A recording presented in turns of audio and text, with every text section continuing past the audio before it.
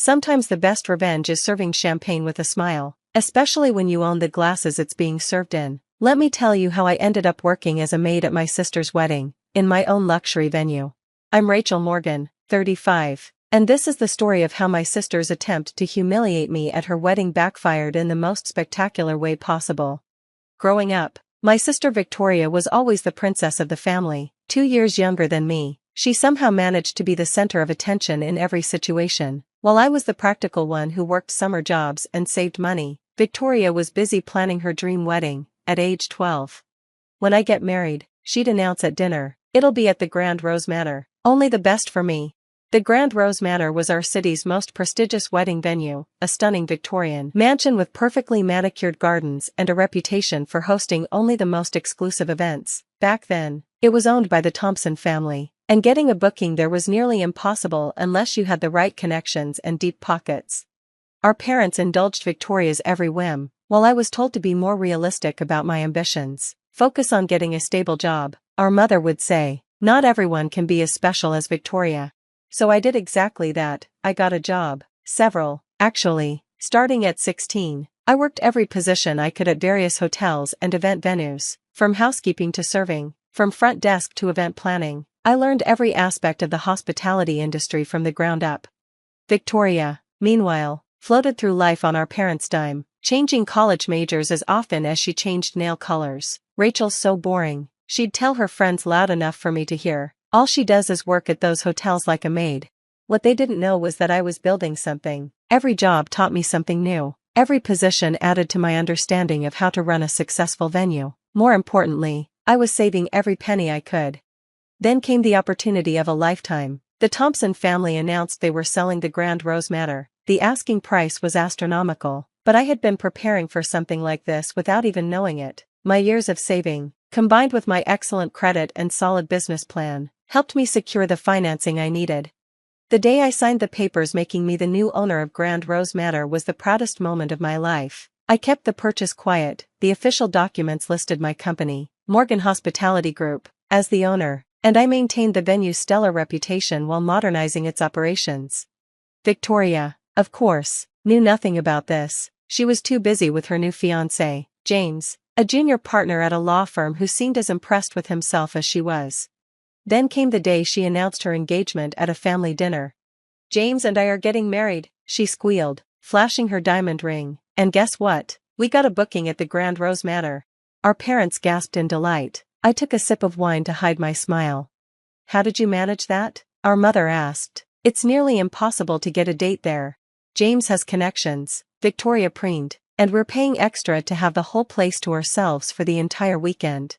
I nodded politely, knowing exactly how much that would cost. Victoria then turned to me, her smile turning sharp. "Of course, Rachel, you'll be invited." She paused for effect. "If you agree to help out with the staff, it seems fitting, given your experience."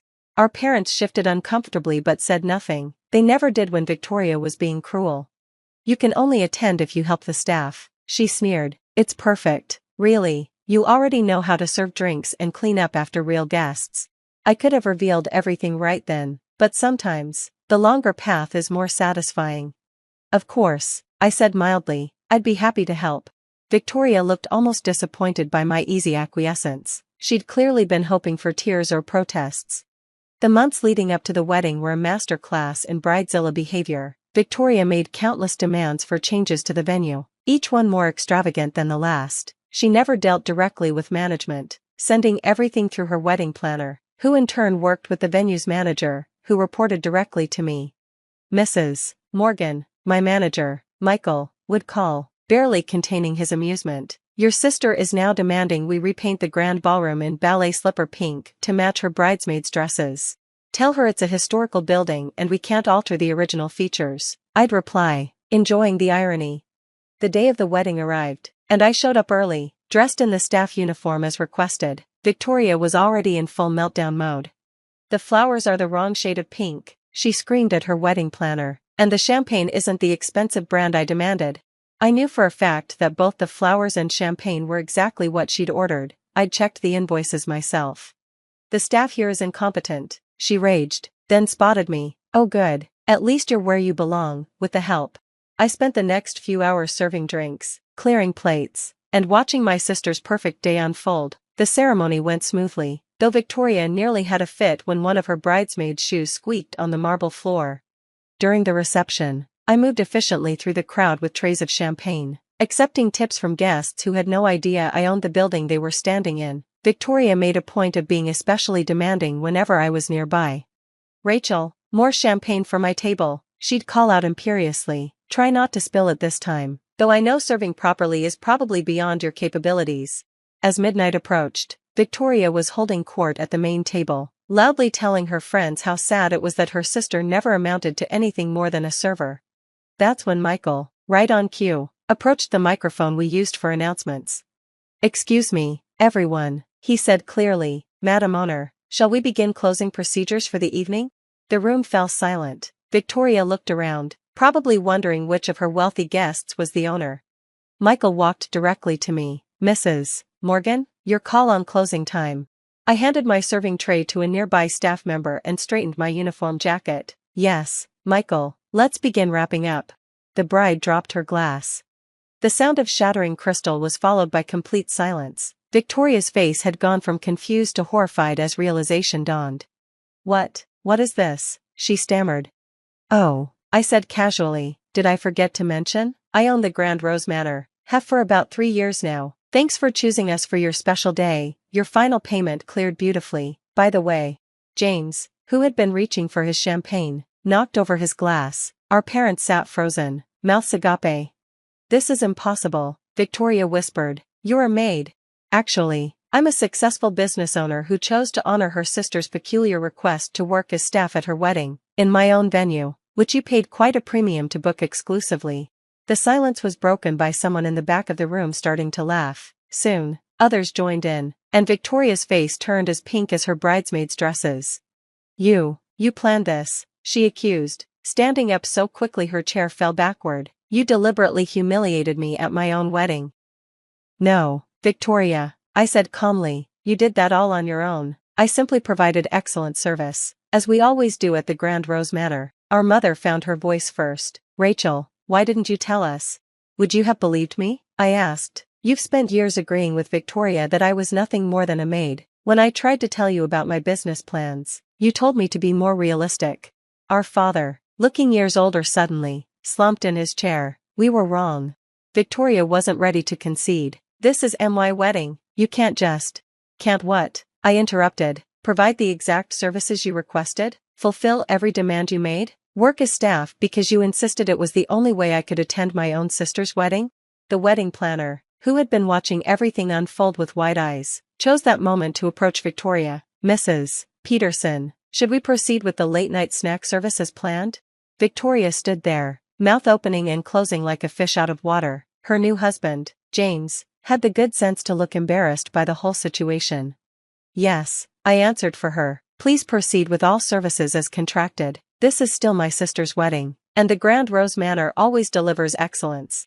The next hour was deliciously awkward. Victoria sat at her table, barely touching her food, while guests whispered and pointed. Some even came up to congratulate me, not on being part of the wedding, but on owning such a prestigious venue.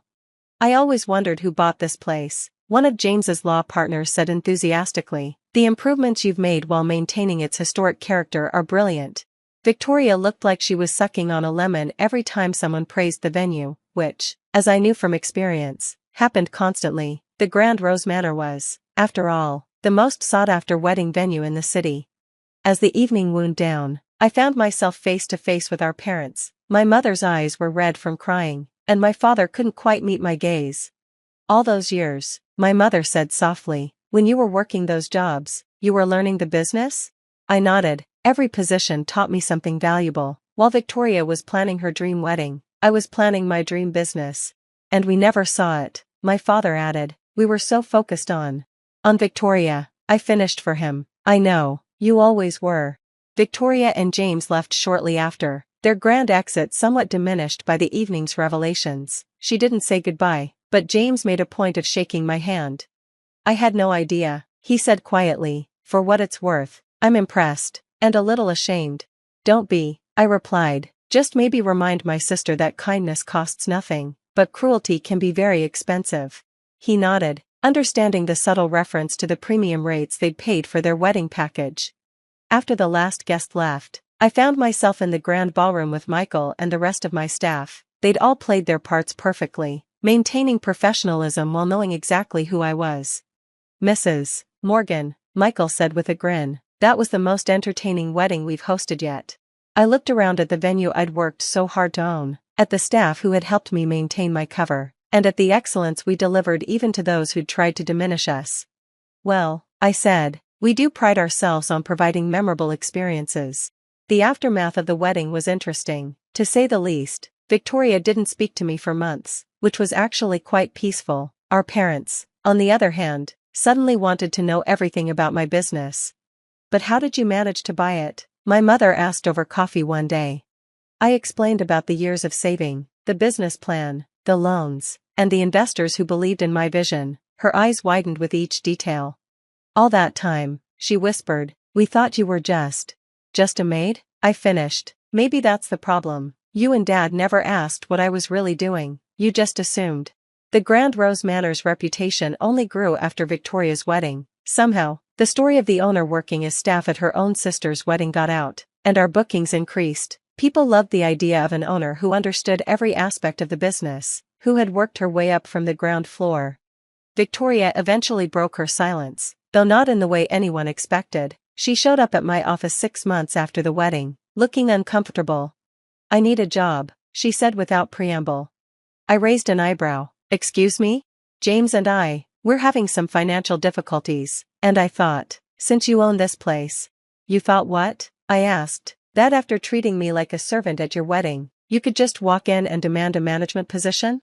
She had the grace to look embarrassed. "I know I was awful. I've always been awful to you, but I'm asking for a chance to learn, like you did." I considered her request carefully. "You know, any position we have available would be entry-level, right? Probably starting in housekeeping or service?" "Like a maid?" she asked, and for the first time, there was no sneer in her voice. "Yes," I confirmed, "like a maid, the same position I started in, learning every aspect of this business from the ground up." Victoria took a deep breath. "Okay, I'll do it." And surprisingly, she did. Victoria started working at the Grand Rose Manor as a member of the housekeeping staff. It wasn't easy for her. Years of being the princess had left her unprepared for real work. But something unexpected happened. She started to change. "I had no idea how much work goes into making everything perfect for these weddings," she admitted one day, after helping to turn over a room for the next event. "All those years, I just thought it happened by magic." Watching my sister learn the value of hard work was surprisingly satisfying. She struggled at first, and used to being on her feet all day, and used to taking orders instead of giving them, but she persevered. Our parents were shocked when they found out Victoria was working as housekeeping staff. "But surely Rachel could give you a better position," our mother protested. "No," Victoria surprised us all by saying, "I need to earn it," like she did. Over the next year, Victoria worked her way through various positions at the manor. She learned every aspect of the business, just as I had. More importantly, she learned humility. The true test came when she had to work another wedding where the bride was just as demanding as she had been. I watched from my office as Victoria handled the situation with grace and professionalism. "The flowers aren't exactly what I ordered," the bride was complaining. "I understand," Victoria said calmly. "Let me check the order details and see how we can make this perfect for you." Later, I overheard her telling a new staff member, "I used to be that bride. Trust me, the best response is kindness and professionalism." 2 years after her own wedding, Victoria had worked her way up to event coordinator. She earned every promotion through hard work and dedication, not through our relationship. The staff, who initially were wary of her given our history, came to respect her. One evening, after a particularly successful event, Victoria came to my office. "Thank you," she said simply. "For what?" "For letting me be awful to you at my wedding, for letting me work here when I didn't deserve it, for teaching me what real success looks like." I smiled. "You know, the Grand Rose Manor has always been about making dreams come true, even if sometimes those dreams look different than we expected." Victoria laughed. "My dream used to be having the perfect wedding here. Now my dream is helping other brides have their perfect day, without being a bridezilla like I was." The Grand Rose Manor continues to be the city's premier wedding venue. Victoria and I work together now, each bringing our own strengths to the business. She understands the brides in a way I never did, having been one herself, while I handle the business side of things. Our parents often visit, marveling at how their daughters turned out. "We never imagined you two would end up working together," our mother said recently. "Sometimes," I replied, "the best partnerships come from unexpected places. And sometimes, the best revenge isn't revenge at all. Sometimes it's showing people their own reflection until they decide to change the image they see." As for me, I still occasionally put on a uniform and help serve at events, not because anyone makes me, but because I never want to forget where I started and how far I've come. After all, there's no shame in being a maid when you own the manor. I sat on the couch, weary from my business trip, eager to relax in the comfort of my own home. But as I walked through the door, something felt off. The furniture had been rearranged, and an unfamiliar floral scent lingered in the air. "Welcome back, dear," a voice called out from the kitchen. My mother-in-law, Eloise, emerged with a smug grin. "I've made some changes around here. You'll adjust soon enough." My heart sank. What was she doing here, and why did she sound so permanent? Before I could formulate a response, my husband Landon appeared. "Honey, I'm so glad you're home," he said, kissing my cheek. "We have something to discuss." I glared at Eloise, then back at Landon. "What's going on? Why is your mother here?" Landon shifted uncomfortably. "Well, you see, I've invited her to stay with us. Permanently." My jaw dropped. "What? You decided this without even consulting me?" Eloise chuckled. "Don't be so dramatic, dear. It's for the best, really." I couldn't believe what I was hearing. Landon had welcomed his mother into our home, our sanctuary, without so much as a discussion, and there she stood, acting as if she owned the place. "How could you do this behind my back?" I demanded, my voice trembling with disbelief. Landon's brow furrowed. "Mom needs us right now. She's getting older, and we have to take care of her." "Take care of her?" I scoffed. "She's perfectly capable of taking care of herself. This is our home, our life together. You had no right to make this decision alone." Eloise tutted disapprovingly. "Such a fuss over nothing. You'll thank me later, dear. I'll whip this place into shape." My fists clenched involuntarily. Landon had betrayed my trust, our partnership, all for the sake of appeasing his overbearing mother. And as I looked into Eloise's smug, triumphant eyes, I knew this was just the beginning of a long, arduous battle. Over the following weeks, Eloise made herself right at home, much to my chagrin. She rearranged furniture, redecorated rooms, and even started receiving mail addressed to our house. It was as if she had always lived here. One day I stumbled upon a stack of bills while looking for a file. Electricity, cable, even her personal credit card statements, all sent to our address. I confronted Landon about it. "What is the meaning of this?" I demanded, waving the stack of papers. "Your mother is having her bills delivered here now?"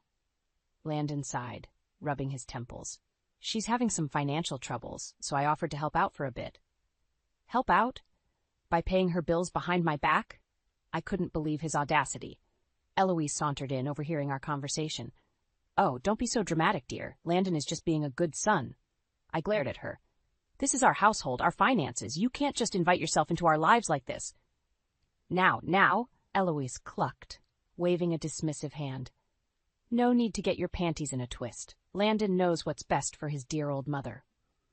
My blood boiled at her condescending tone. "You have no right to speak to me that way in my own home." Landon stepped between us, hands raised placatingly. "Let's all just calm down. Mom's going through a tough time, and I'm happy to help her out." I couldn't believe what I was hearing. He was taking her side, enabling her entitled behavior at the expense of our marriage. "This isn't just about money, Landon," I said, my voice trembling with frustration. "She's inserting herself into our lives, our home, without any regard for boundaries or respect." Eloise scoffed. "Respect? Please, you should be grateful I'm here to show you how to be a proper wife and homemaker." That was the final straw. "Get out," I snarled, pointing towards the door. "Get out of my home right now." Eloise simply laughed, that infuriating smirk plastered on her face. "You'll have to take that up with my son, dear. I'm not going anywhere." As she sauntered off, leaving me seething, I turned to Landon with a look of utter disbelief. His apologetic expression said it all. He had chosen his mother's side, no matter the cost to our marriage. A few days later, I overheard a hushed conversation between Eloise and Landon in the kitchen. Curiosity got the better of me, and I paused to listen. Can't keep doing this behind her back, Landon was saying, his voice strained. She's going to find out eventually. Eloise scoffed. Don't be such a coward. You know this investment is our ticket to financial freedom. Mallory will thank us in the long run. Investment? My ears perked up at that. What were they hiding from me? But using our savings without her knowledge? It's not right, Mother, Landon protested weakly. Nonsense, Eloise snapped. That money is as much mine as it is yours. I'm your mother, and I know what's best. I'd heard enough.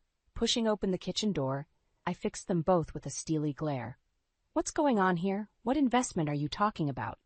Eloise paled but quickly regained her composure. It's nothing for you to worry your pretty little head about, dear. Don't give me that, I growled. If it involves our finances, I have every right to know. Landon looked like a deer caught in headlights. Honey, it's just a small business venture. Nothing major. Then why keep it a secret? I demanded. Show me the details right now. Eloise opened her mouth to protest, but I cut her off with a sharp look. Landon had no choice but to retrieve a folder from his study, filled with financial statements and investment prospectuses. As I flipped through the pages, my heart sank. Eloise had convinced Landon to sink a substantial portion of our savings into a high-risk startup venture, all without my knowledge or consent. Are you out of your minds? I cried, slamming the folder down on the table. This is our life savings, our future. How could you gamble it away like this? It's a sound investment, Eloise insisted, her eyes glinting with greed. Just you wait. We'll be rolling in dough before you know it. I rounded on Landon, fury blazing in my eyes. And you went along with this? After everything we've built together, you'd throw it all away on your mother's whims? Landon flinched, unable to meet my gaze. I'm sorry, Mal. I thought it was the right thing to do. How disgust and betrayal churned within me. Not only had they undermined me financially, but they had also shattered the trust and respect that formed the foundation of our marriage. Get out, I snarled, pointing at Eloise. Get out of my house, you conniving snake. Eloise simply laughed, that infuriating cackle grating on my nerves. You can't get rid of me that easily, dear. I'm here to stay, whether you like it or not.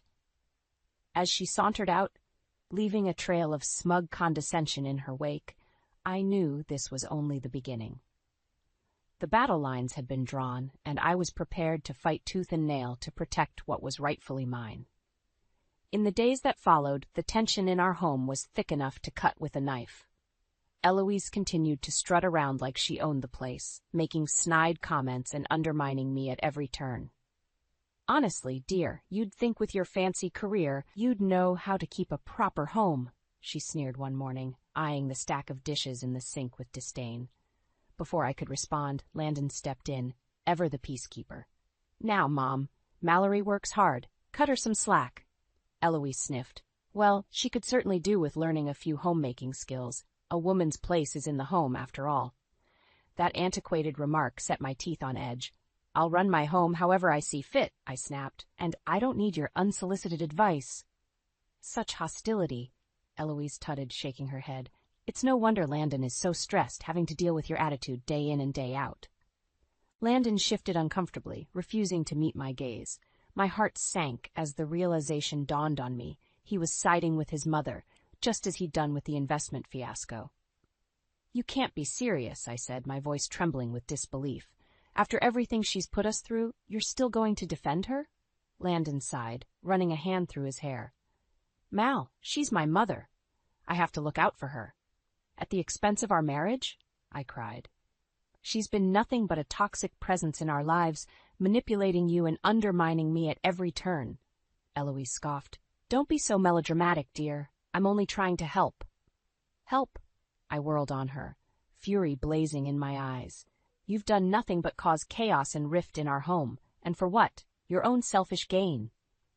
Before they could respond, there was a knock at the door. Grateful for the interruption, I stormed off to answer it, my head spinning with a whirlwind of emotions. It was my friend Kara, a welcome sight amidst the turmoil. Mallory, what's going on? She asked, immediately sensing the tension in the air. I ushered her inside, shaking my head in disbelief. Over coffee, I unloaded everything. Eloise's power plays, the secret investment, Landon's betrayal. Kara listened with a sympathetic ear, her brow furrowed in concern. "That's absolutely unacceptable," she said once I'd finished. "Landon needs to get his priorities straight, and Eloise needs to back off before she destroys your marriage completely." I sighed heavily. I don't know what to do anymore. It's like I don't even recognize my husband these days. He's so deep under his mother's thumb. Kara reached across the table, squeezing my hand reassuringly. "Don't give up just yet.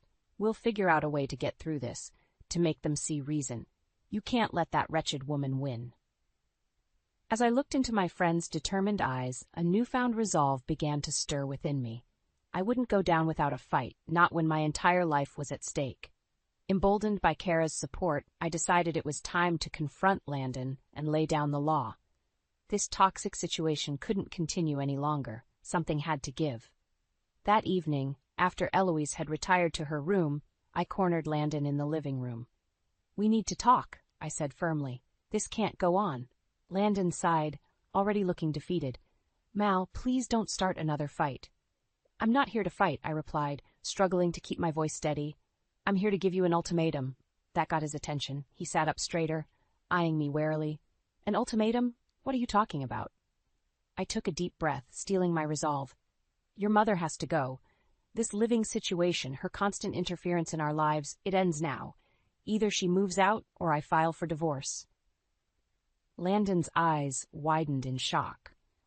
"Divorce? Mallory, don't be ridiculous. She's my mother. I can't just kick her out." "Then I'm afraid you've made your choice," I said, my heart heavy but my mind resolved. "Because I refuse to live like this any longer. Your mother is toxic, manipulative, and she's driven a wedge between us that may be irreparable." Eloise chose that moment to saunter in, having clearly eavesdropped on our conversation. My, what's all this fuss about?" she drawled. Shooting me a smug look, I fixed her with a steely glare. "It's time for you to leave, Eloise. Pack your things and get out of my home." She threw her head back with a mocking laugh. "And just who do you think you are to give me orders, little girl? This is my son's home, too, and I'll stay as long as I please." Landon looked stricken, torn between his mother and his wife. "Mallory, please. Let's discuss this rationally." "There's nothing to discuss," I said firmly. "Either she goes, or our marriage is over. The choice is yours." Eloise scoffed, shooting Landon a pointed look. "Well, you're not going to let this ungrateful shrew walk all over you, are you? I'm your flesh and blood."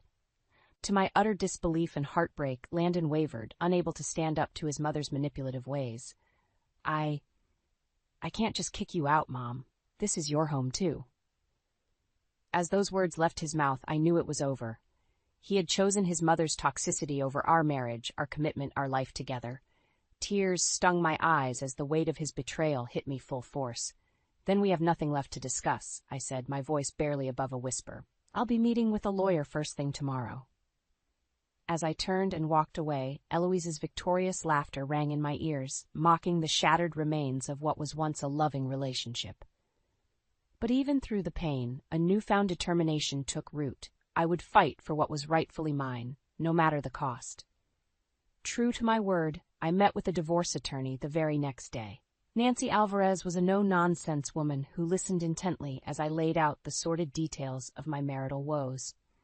Financial deception, emotional manipulation, a complete disregard for boundaries. Nancy shook her head gravely. "I'm so sorry you've had to endure this, Mallory. No one deserves to be treated that way." I took a deep, steadying breath. "I want to file for divorce immediately, and I need to protect myself financially. That snake Eloise has already convinced Landon to squander a chunk of our savings." Nancy nodded grimly. "We'll make sure you get everything you're entitled to. Document everything, emails, texts, any evidence you can find of their misconduct. It'll help build a solid case."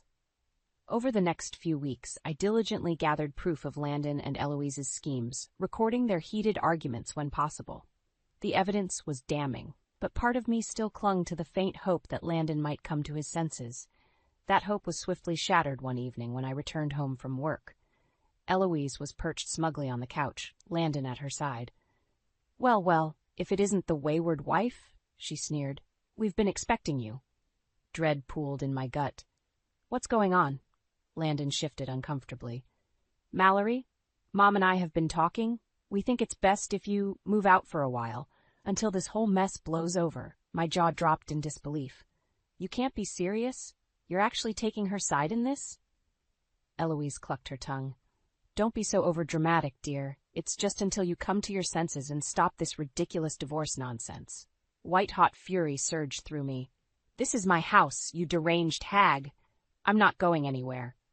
Now, no need for name-calling, Eloise chided, that infuriating smirk on her face. We're only looking out for what's best. That was the final straw. Whipping out my phone, I hit record. Say that again, Eloise. Say it right into this camera. Her eyes widened, but Landon stepped in front of me. Mallory, stop this at once. You're only making things worse. Worse? I laughed bitterly. You two have completely destroyed any semblance of trust or respect in this marriage. Well, I've got news for you. I'm not going anywhere. In fact, I pulled out the thick manila envelope containing all the evidence I'd compiled. I've already filed for divorce, and with this paper trail of manipulation and financial misconduct, the courts are going to side with me. For the first time, Eloise's smug mask cracked, panic seeping into her eyes. Landon simply stared, slack-jawed, as the full weight of my words sank in. You can't be serious, he sputtered. After everything we've been through? You mean after you chose your mother over our marriage at every turn? I shot back, fury and hurt mingling in my voice. This is the consequence of your actions. You've made your bed, now you can lie in it without me. As I stormed out, leaving them gaping in stunned silence, a strange sense of liberation washed over me. The battle was finally over, and I had emerged victorious, battered but unbroken. The divorce proceedings were a whirlwind of legal battles and emotional turmoil. Landon and Eloise fought tooth and nail, trying every underhanded tactic to maintain control of our assets. But Nancy was a bulldog, using the damning evidence I'd compiled to systematically dismantle their case. They've got nothing, she assured me after one particularly heated court session. The judge sees right through their manipulative schemes. You're going to get everything you deserve, Mallory. True to her word, the verdict was a resounding victory in my favor. The court awarded me sole ownership of our home, the bulk of our savings and investments, and even Landon's prized sports car collection as recompense for his deceit.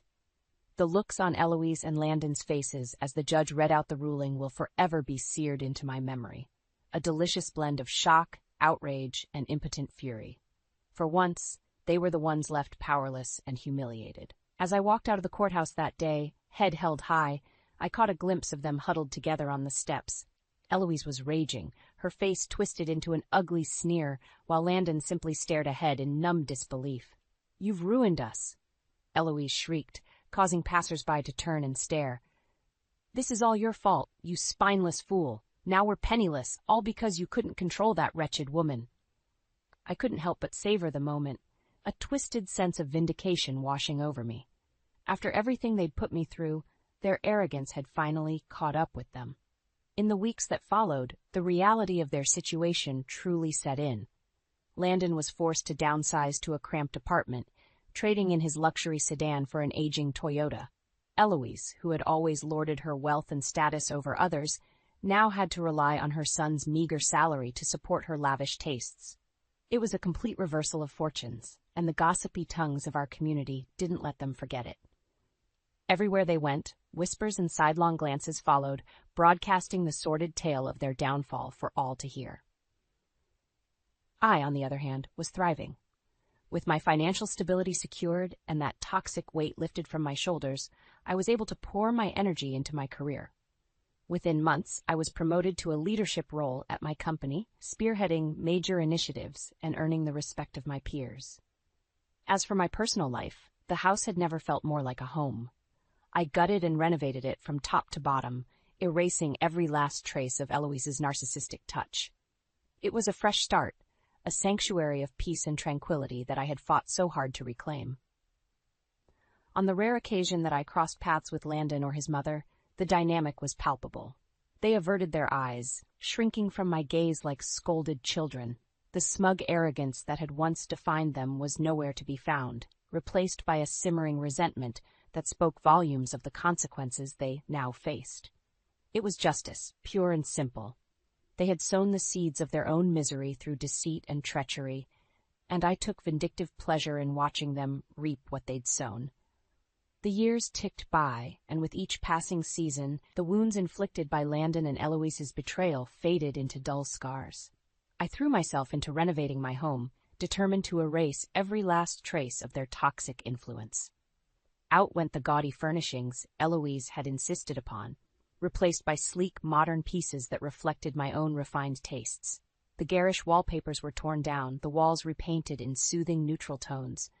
Even the landscaping was overhauled, transforming the yard into a lush, tranquil oasis. As the renovations progressed, it was as if a weight was being lifted from my shoulders, bit by bit. This was my sanctuary, my hard-won haven, and I would allow no lingering remnants of that poisonous chapter to sully it. At work, too, my star was on the rise. With the shackles of my turbulent marriage firmly behind me, I was able to pour my undivided focus into my career. My dedication and leadership skills didn't go unnoticed, and within a year, I was promoted to a senior executive role, spearheading major initiatives for the company. The money, while welcome, was almost secondary to the sense of pride and accomplishment that came with my success.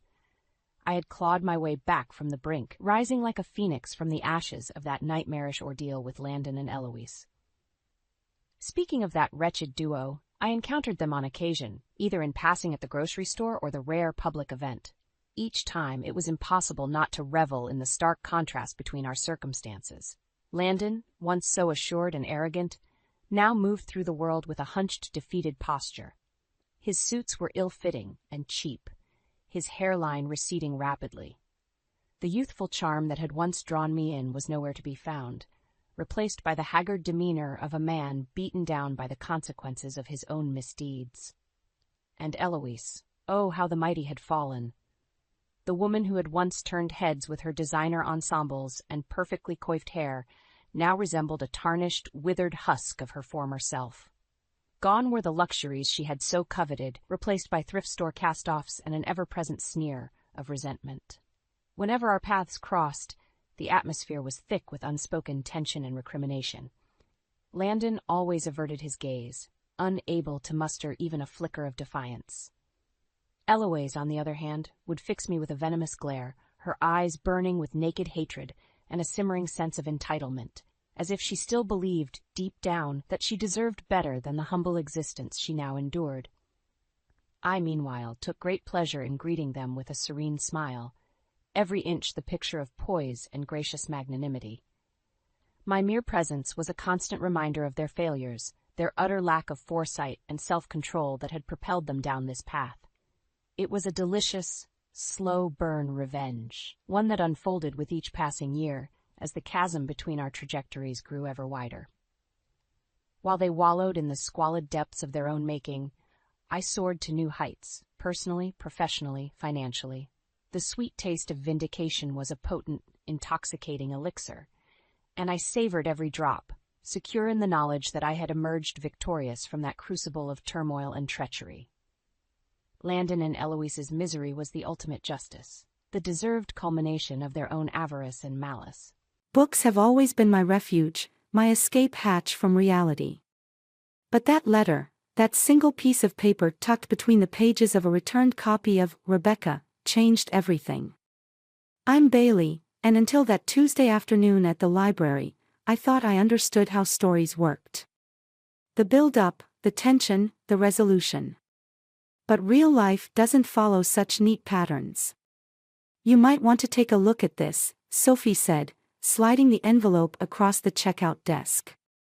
Found it while reshelving in the mystery section. My name was written on the front in careful, measured strokes.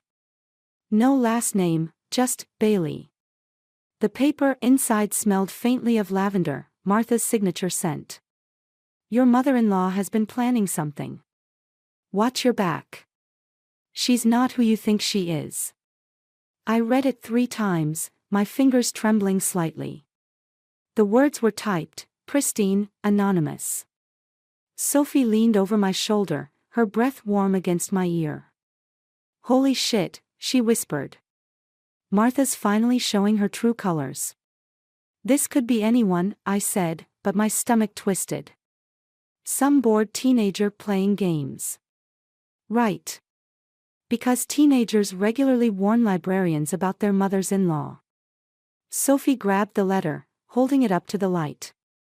This is expensive paper. The kind Martha would use. I snatched it back, folding it carefully. Nathan needs to see this. Nathan needs to grow a spine, Sophie muttered. 5 years of watching his mother treat you like dirt, and he still can't stand up to her. My phone buzzed. Speak of the devil. A text from Martha, dinner tonight. 7 p.m. sharp. Important family matters to discuss. Sophie read the message over my shoulder and snorted. Important family matters. Translation: another attempt to guilt Nathan into giving her money. I should cancel. The words came out weak, unconvincing. No, Sophie said firmly. Go. Watch her. Maybe whoever sent this letter is right, maybe you'll finally see what she's really planning. The rest of my shift crawled by. Every time the door chimed, I jumped, half expecting Martha to materialize between the stacks. By closing time, I'd convinced myself I was being paranoid. Then I found the second note, this one tucked into my coat pocket. She's going to try to destroy you. Don't let her. Nathan was already home when I arrived, loosening his tie in front of the mirror. Ready for dinner with Mom? He asked, smiling that hopeful smile that always made my heart ache. He wanted so badly for everyone to get along. I pulled out both notes. We need to talk about these. He read them quickly, his forehead creasing.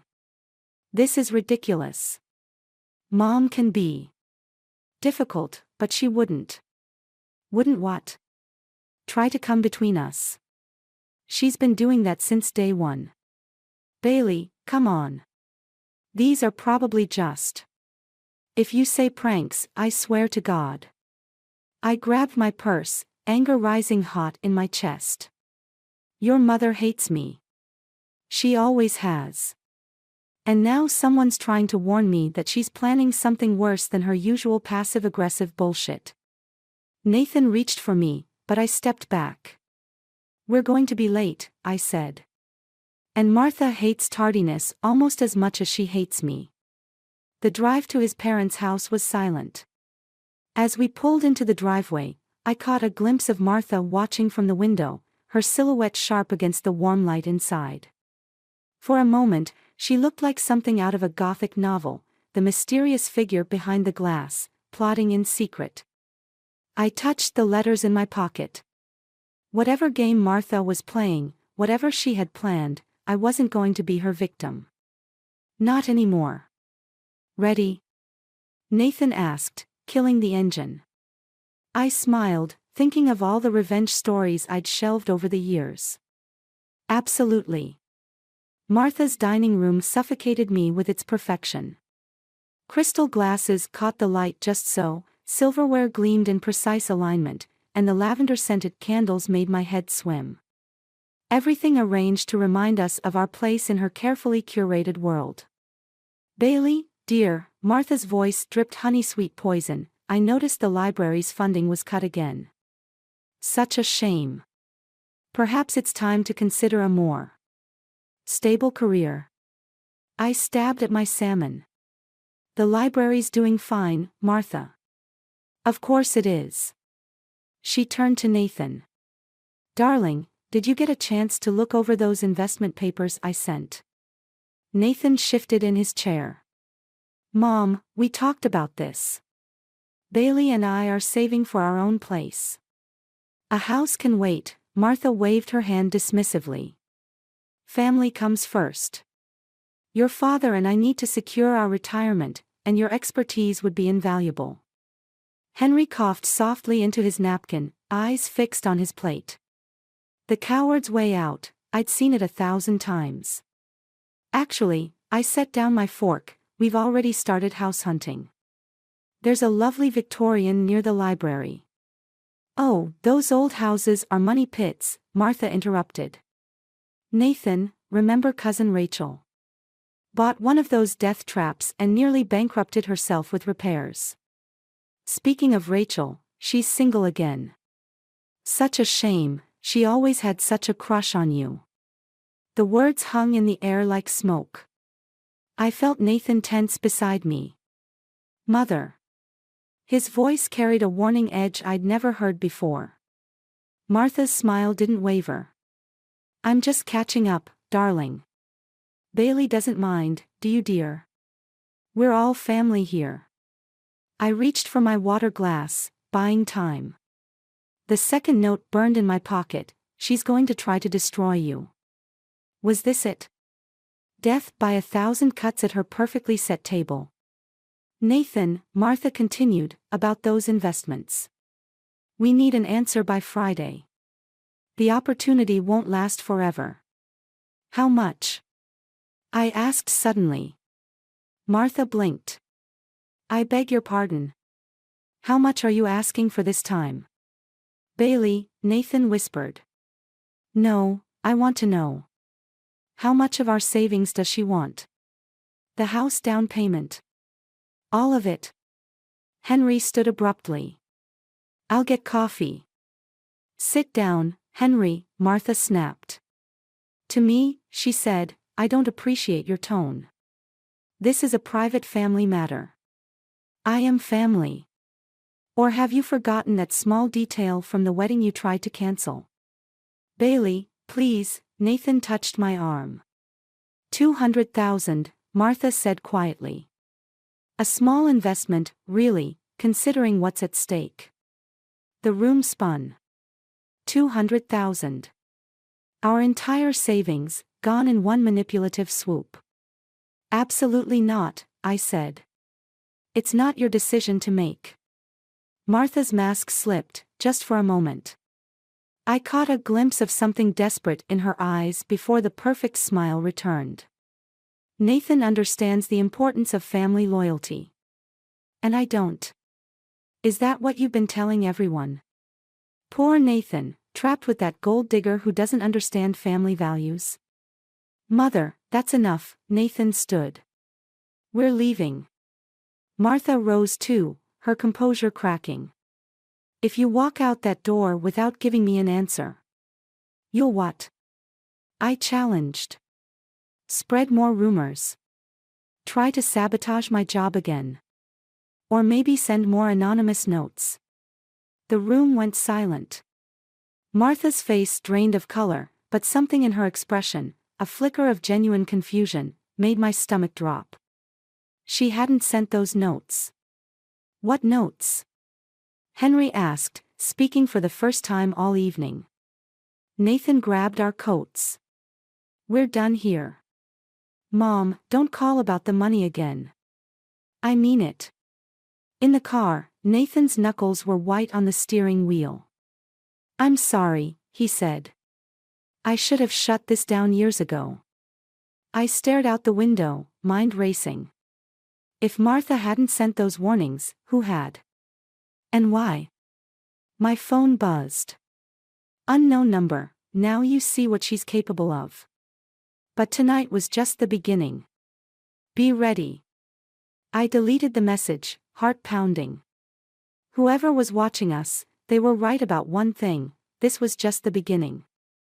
The email from Nathan's cousin Rachel sat in my inbox like a ticking bomb. Sophie leaned over my desk at the library, reading it for the third time. That manipulative witch, she hissed. She's been telling everyone you're infertile. That you've been lying to Nathan about wanting kids.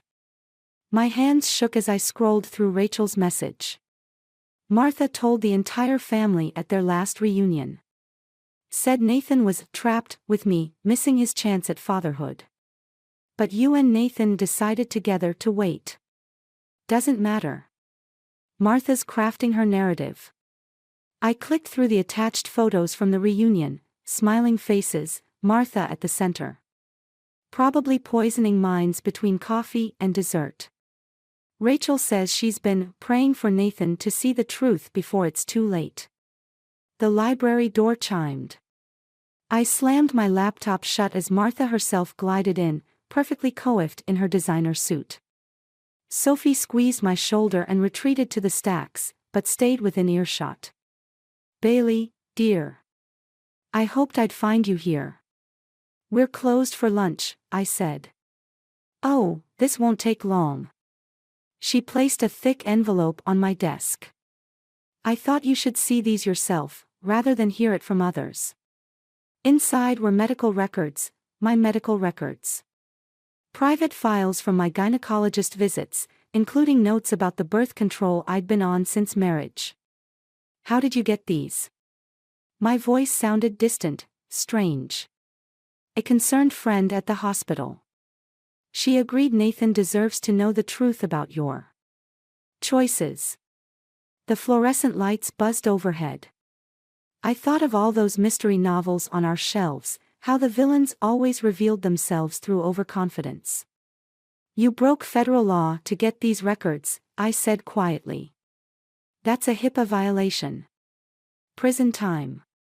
Fines. Martha's smile flickered. I'm trying to protect my son. By committing felonies. Spreading lies. They're not lies if they're documented. She tapped the envelope. Nathan wants children. You're preventing that. The family deserves to know. Get out. I stood, blood rushing in my ears. Get out before I call the police. You wouldn't dare. Think what it would do to Nathan, seeing his mother arrested. Better than watching you destroy his marriage with stolen medical records and lies. Sophie emerged from the stacks, phone raised. I got all that on video, Martha. Every word. Martha's face went slack. For a moment, I saw real fear in her eyes. Then she straightened, smoothing her jacket. You'll regret this, she said softly. Both of you. After she left, I collapsed in my chair, hands trembling. Sophie played back the video, clear footage of Martha admitting to obtaining private medical records through illegal means. We've got her, Sophie said. This is actual evidence of actual crimes. My phone buzzed. Another anonymous message, now you have what you need. Use it wisely. Who keeps sending these? Sophie asked. I stared at the message, a theory forming. Someone who knows Martha well. Someone who's watched her do this before. Henry. Maybe. Or, my phone rang. Nathan. Bailey, his voice was tight. Mom just called. Said you threatened her at the library. What's going on? I looked at the medical records, the video, the anonymous messages. All the pieces of a puzzle I was finally starting to understand. Come home early, I said. There's something you need to see. After hanging up, I gathered everything into a folder, the records, Rachel's email, screenshots of the anonymous messages. 5 years of Martha's manipulation condensed into damning evidence. What are you going to do? Sophie asked. I thought of Martha's smug certainty, her decades of controlling others through secrets and lies. The way she'd underestimated me, assuming I'd stay quiet, stay weak. I'm going to give her exactly what she wants, I said. A family meeting. With everyone present. Let's see how well her lies hold up when everything comes to light. Sophie grinned. Need backup? Always. I touched the folder, thinking of Martha's words, you'll regret this. But she's the one who's going to regret starting this war. Nathan stared at the medical records spread across our kitchen table, his face unreadable. Outside, rain pelted the windows, but inside, the silence was deafening. She did this. His voice cracked. My mother actually stole your private records. I watched him pick up Sophie's phone, replay the video for the 4th time. Martha's voice, clear and damning, a concerned friend at the hospital. She's been planning this for months, I said.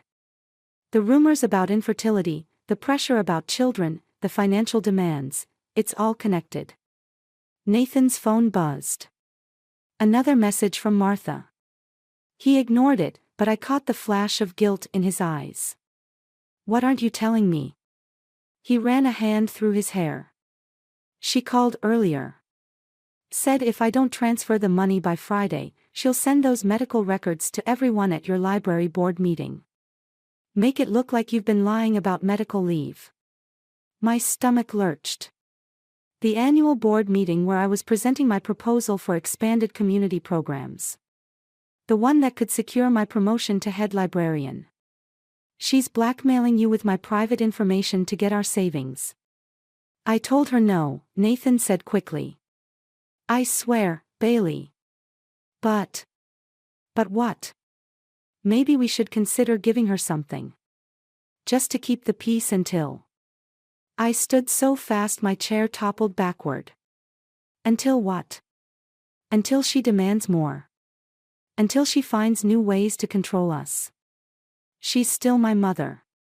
And I'm your wife. The words exploded out of me.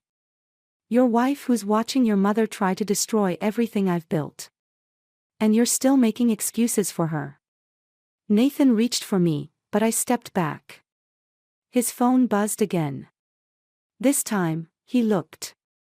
She's at the house, he said quietly. Dad's with her. They want to talk. No. Bailey. No more talks. No more negotiations. No more pretending she'll change. I grabbed my coat. You need to choose, Nathan. Right now. Either you stand with me against her manipulation, or what? I met his eyes. Or I'll fight this battle alone. And I promise you won't like how it ends. The doorbell rang.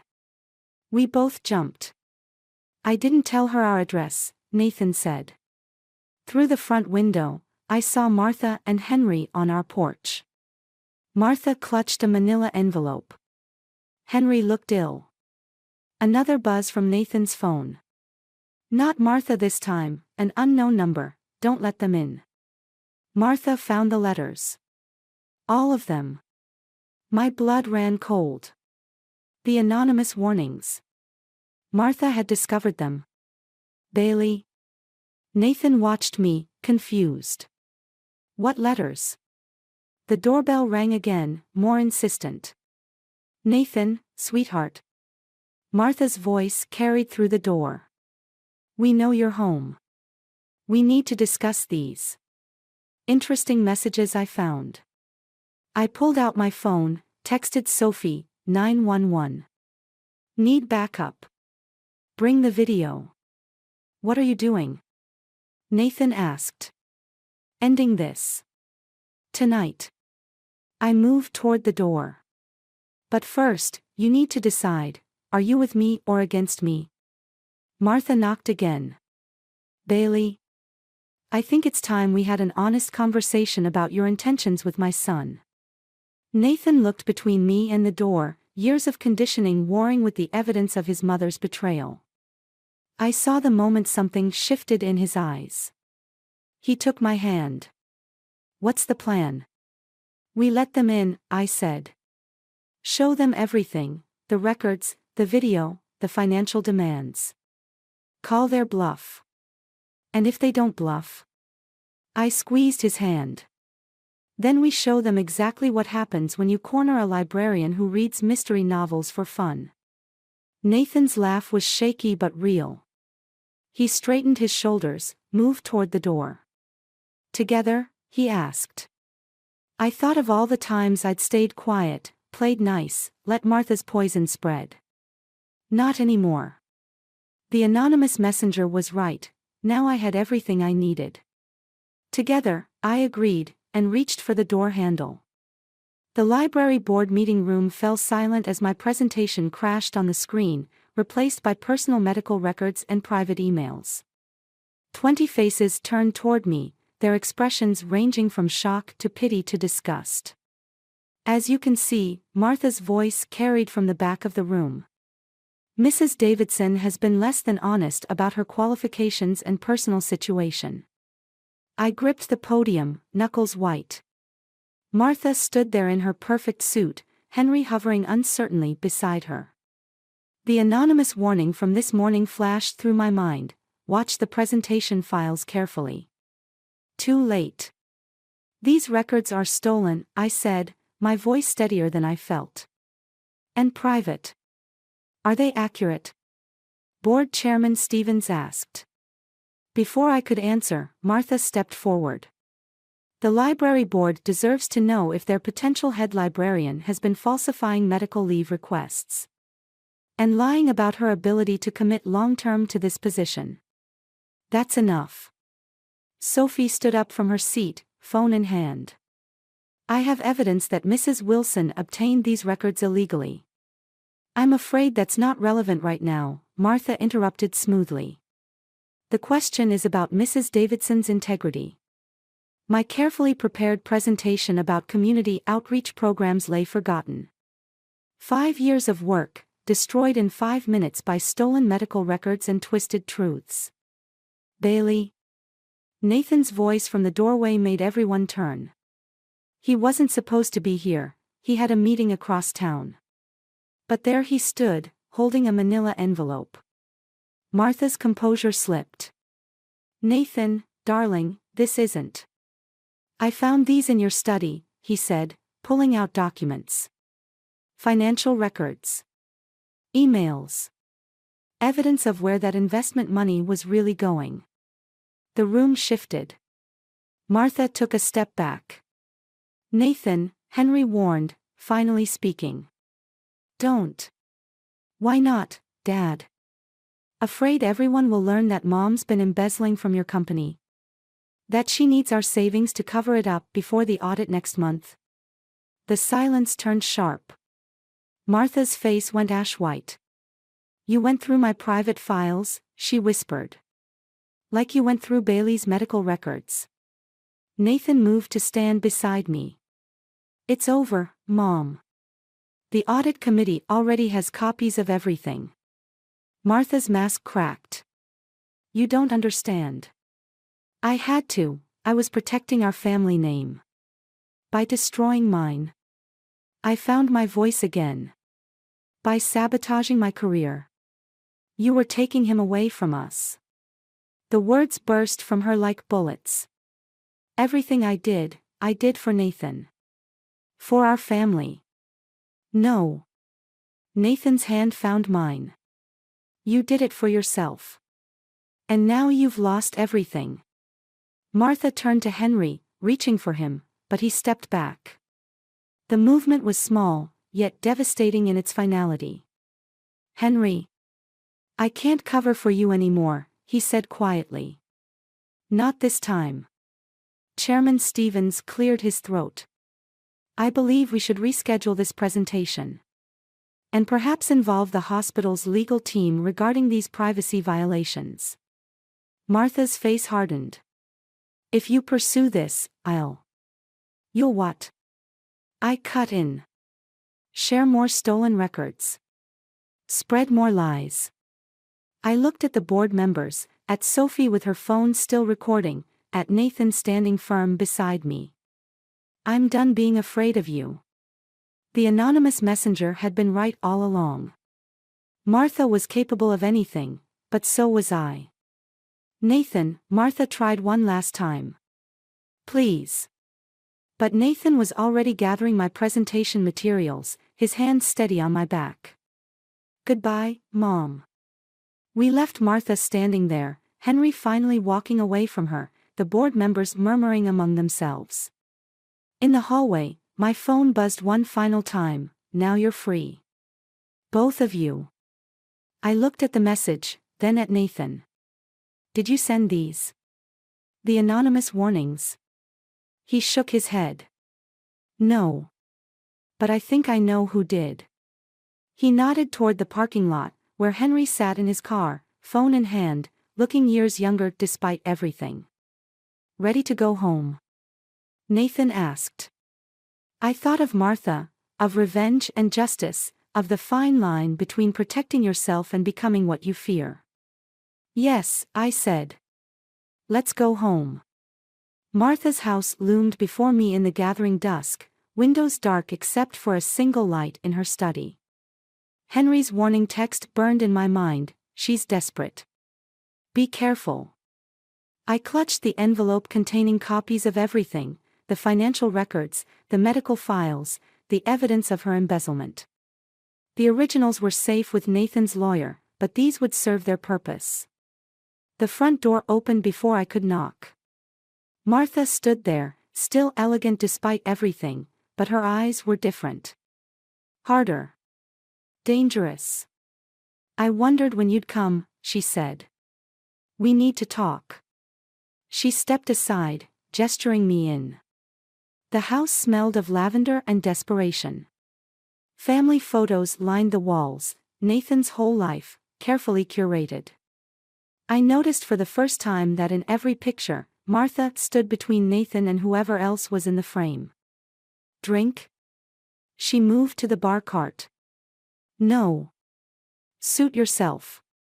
She poured something amber into a crystal glass. I assume you're here to negotiate. I'm here to end this. She laughed, a brittle sound. And what? My reputation. My marriage. My relationship with my son. You've already done that. You did that yourself. Did I? She turned, something glinting in her hand. My phone. The one I'd left in my car. Interesting messages you've been getting. Henry's quite the secret keeper, isn't he? My stomach dropped. How did you get into your car? Really, Bailey? You should be more careful where you leave spare keys. She scrolled through the messages. My own husband, conspiring against me. Teaching you how to destroy me. Henry was trying to protect everyone. Including you. Protect me. The glass shattered in her grip, but she didn't seem to notice the blood or whiskey dripping from her fingers. I built everything we have. Every connection, every advantage, every opportunity for Nathan. And you and Henry tried to tear it all down. Nathan deserves his own life. He had a perfect life until you poisoned him against me. She moved closer, blood dropping onto the pristine carpet. But I can fix this. I can fix everything. It's over, Martha. The audit committee has the files. The hospital board knows about the stolen records. You've lost. Have I? Her smile turned savage. Check your email, dear. My phone screen lit up in her bloody hand. New message from the library board, effective immediately, my position was terminated. Budget cuts. No references would be provided. Amazing what a few well-placed calls can do, Martha said softly. Even in disgrace, I still have influence. People still owe me favors. Nathan won't let you. Nathan's on a flight to London. Emergency conference. Didn't he tell you? Her eyes glittered. He'll be gone 2 weeks. Plenty of time for you to reconsider things. My chest tightened. Nathan hadn't mentioned any conference. You're lying. She picked up her phone, showed me the flight confirmation. Nathan Davidson departed 30 minutes ago. He left you to face me alone, she whispered. Deep down, he'll always choose family first. Real family. I am his family. Are you? Without a job, without support, with your reputation in ruins. She stepped closer. Leave him. Walk away now, and I'll make sure you land on your feet somewhere far from here. Stay, and I'll destroy everything you touch. Every job application, every rental agreement, every attempt to rebuild. You can't. I can. I will. Because unlike you, I understand what real love is. The kind that demands sacrifice. My phone buzzed again. Nathan, sorry about the sudden trip. Mom said she'd explain. Talk when I get back. The room spun. He hadn't even called. 2 weeks, Martha said, pressing my bloody phone into my hand. Think carefully about your choice. And remember, I made you once, I can unmake you just as easily. She turned away, leaving me standing in her perfect house with its perfect photos and the taste of ashes in my mouth. On the wall, Nathan smiled from every frame, always with Martha between him and the world. My phone buzzed one last time. Henry, I'm sorry. I tried to warn you. Outside, rain began to fall, washing away the last traces of daylight. And with it, my last illusions of victory. The family reunion buzzed with tension as I walked in, Martha's perfect smile faltering when she saw me. 2 weeks of silence had made her careless, confident in her victory. She hadn't expected me to come. She certainly hadn't expected Nathan beside me. Bailey, she recovered quickly, I thought you'd be elsewhere by now. Funny thing about London conferences, Nathan said. They send confirmation emails to your actual work address. Martha's champagne glass trembled slightly. Around us, relatives pretended not to watch, but I caught Rachel's wide eyes, Henry's careful stillness by the fireplace. Nathan, darling, I can explain. Save it. I pulled out my phone, clicked play. Martha's voice filled the room. I made you once, I can unmake you just as easily. The party went silent. Martha's face drained of color. That's not, I never. I found the storage unit, Henry spoke up. The one with all the files. Every person you've ever threatened, blackmailed, or destroyed. 20 years of carefully documented revenge. Martha's mask cracked. You went through my private things. Like you went through mine. I stepped closer. The medical records were just the start, weren't they? I found the others. The jobs that mysteriously fell through. The apartment applications that got denied. You've been sabotaging me for years. I was protecting my son. You were protecting yourself, Nathan said. Dad showed me everything. The embezzlement, the threats, the lies. Even Rachel's divorce, you orchestrated that too, didn't you? Rachel gasped. Martha spun toward her. Rachel, no, I. Is it true? Rachel's voice shook. Did you tell James the first was cheating? Martha's silence was answer enough. It's over, Mom, Nathan said quietly. The audit committee meets tomorrow. The police have the files. All of them. You wouldn't dare. But fear had replaced certainty in her eyes. I'm your mother. Yes, you are. Nathan's voice hardened. And you're going to face consequences like any other criminal. Martha laughed, high and brittle. Criminal. Everything I did for this family. To protect us. To keep us together. No. I moved between them. You did it for control. Because you'd rather destroy people than risk losing your power over them. You ungrateful, she lunged for me, but Henry caught her arm. Enough, Martha. She stared at him, betrayal raw on her face. You too. After everything we built. We. Henry's gentle voice carried through the room. You built this house of cards. I just watched it destroy everyone we loved. The police are outside, Nathan said. It's your choice how this ends. Martha looked around the room, at the family members backing away, at Henry's quiet resignation, at Nathan's resolved face. Finally, at me. You think you've won? She whispered. You think this makes you better than me? No, I said. It makes me different from you.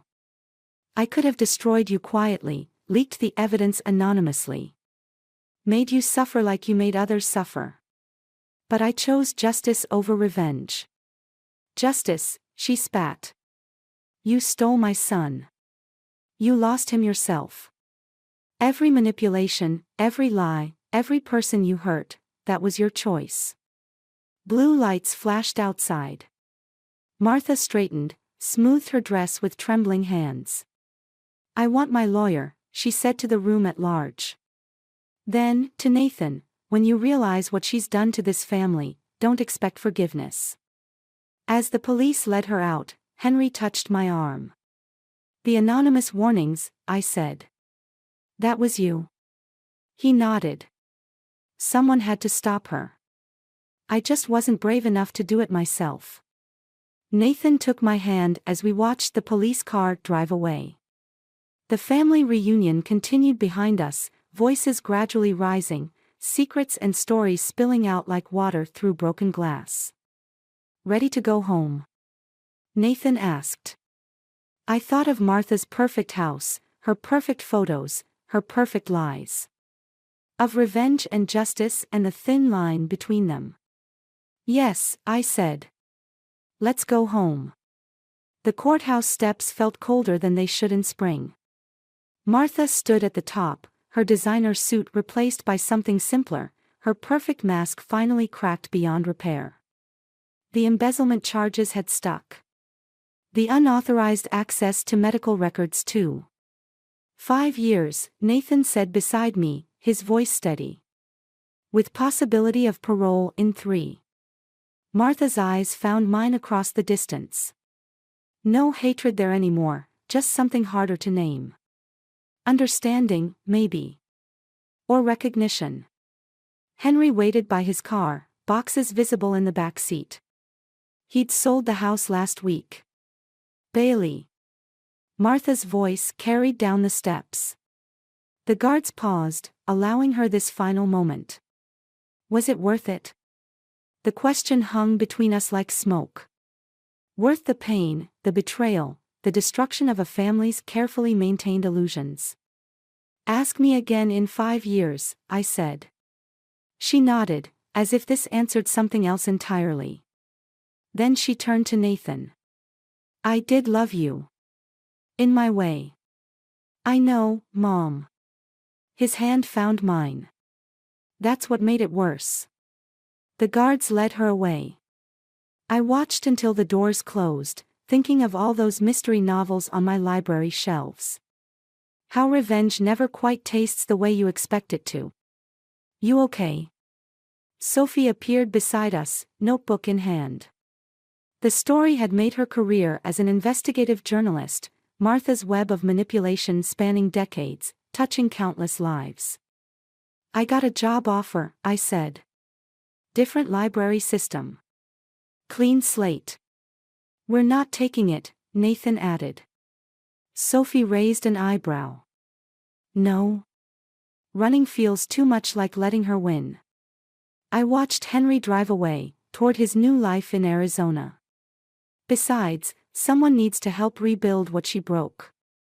Rachel approached, her divorce papers finally signed. The family's gathering at my place. To talk. Really talk, maybe for the first time.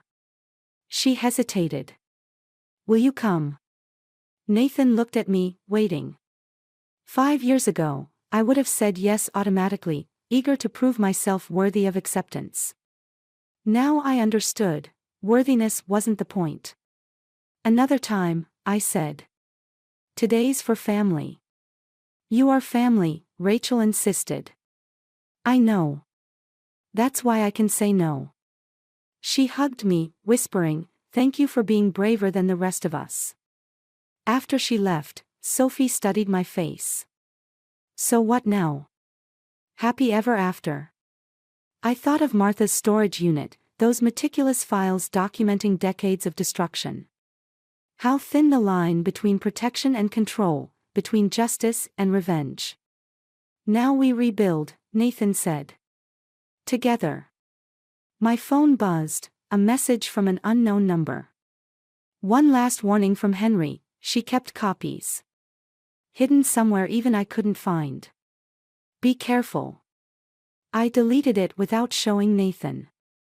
Some secrets were better left buried, some battles better left unfought.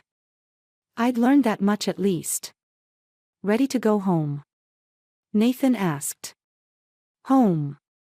Not Martha's perfect house with its perfect photos and suffocating lavender. Our home, with its mismatched furniture and overflowing bookshelves. Where we could write our own story, free from manipulation and fear. Actually, I said, let's get coffee first. I want to tell you about this mystery novel I'm thinking of writing. Nathan smiled, understanding. Some stories need to be told, even if only to make sense of the ending. As we walked away, I glanced back one last time at the courthouse. Through a high window, I caught a glimpse of Martha being led down a corridor, her head held high. Still proud, still unbroken. Still teaching me, even now, about the price of victory and the weight of choices. I turned away, letting her ghost fade into memory. The spring air felt cleaner somehow, lighter. Not an ending exactly, those only exist in books.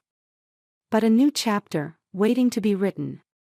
So, Nathan said, tell me about this novel. I squeezed his hand and began to speak, telling him about a story where justice and revenge dance together, where victory tastes of ashes and hope.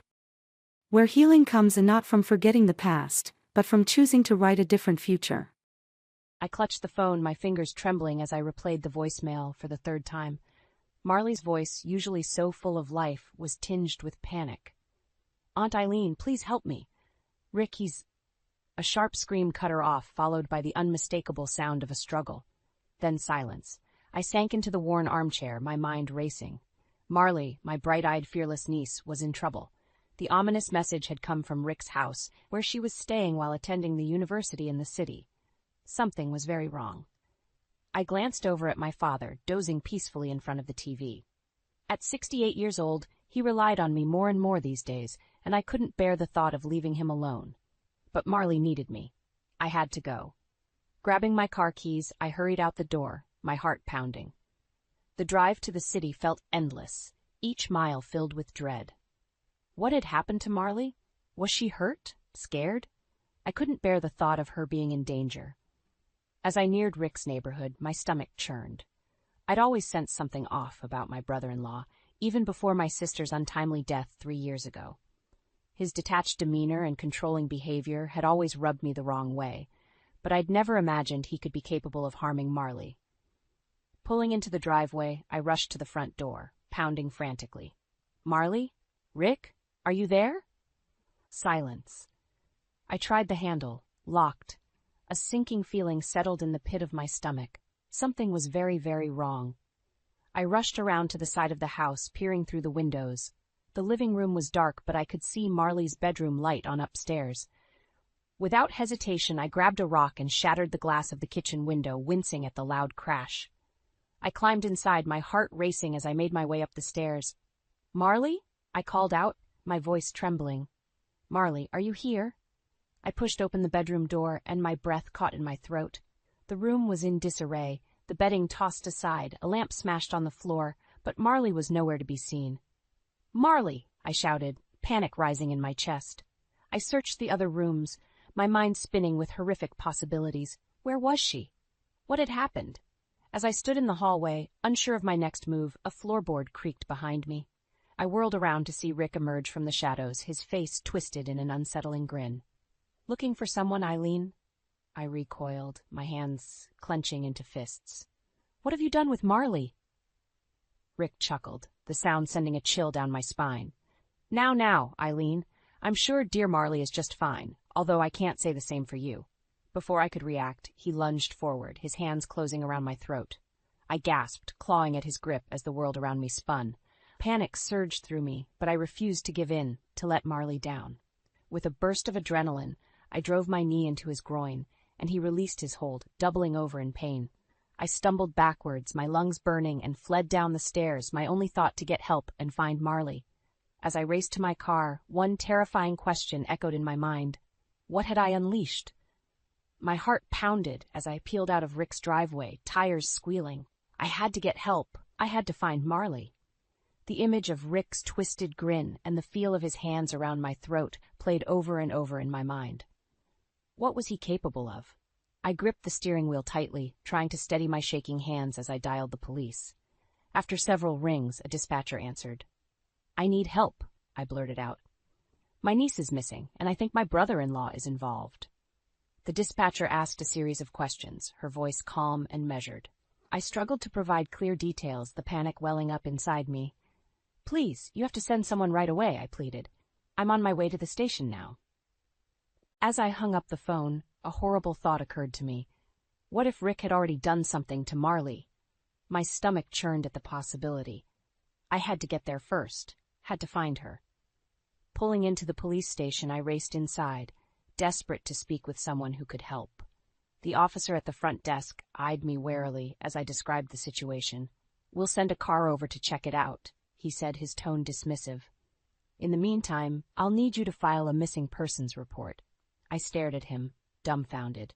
"A missing persons report? My niece is in danger and you want me to fill out paperwork?" "Ma'am, I understand you're concerned, but we have procedures to follow." He held up a hand. "An officer will be dispatched shortly. In the meantime, please have a seat and we'll get the report started." Frustration bubbled up inside me. How could they not see the urgency? I opened my mouth to argue, but a familiar face caught my eye. "Jamal!" I rushed over to the young journalist who was just leaving the station. "Thank goodness you're here. I need your help." Jamal's eyes widened as I recounted the chilling voicemail and Rick's threatening behavior. "This is big, Eileen," he said, his brow furrowed. "I'll do whatever I can to help." "Please, Jamal, you have to convince them to send someone to Rick's house right away," I pleaded. "They don't seem to understand how serious this is." Jamal nodded, his expression determined. "Leave it to me." He strode over to the front desk, his voice low and forceful. I watched anxiously as he spoke with the officer, gesturing emphatically. After a tense exchange, the officer finally relented, sending a patrol car to Rick's address. Jamal returned to me, his face grim. "They're going to check it out, but Eileen, you need to be prepared for the worst." I swallowed hard, my throat tight.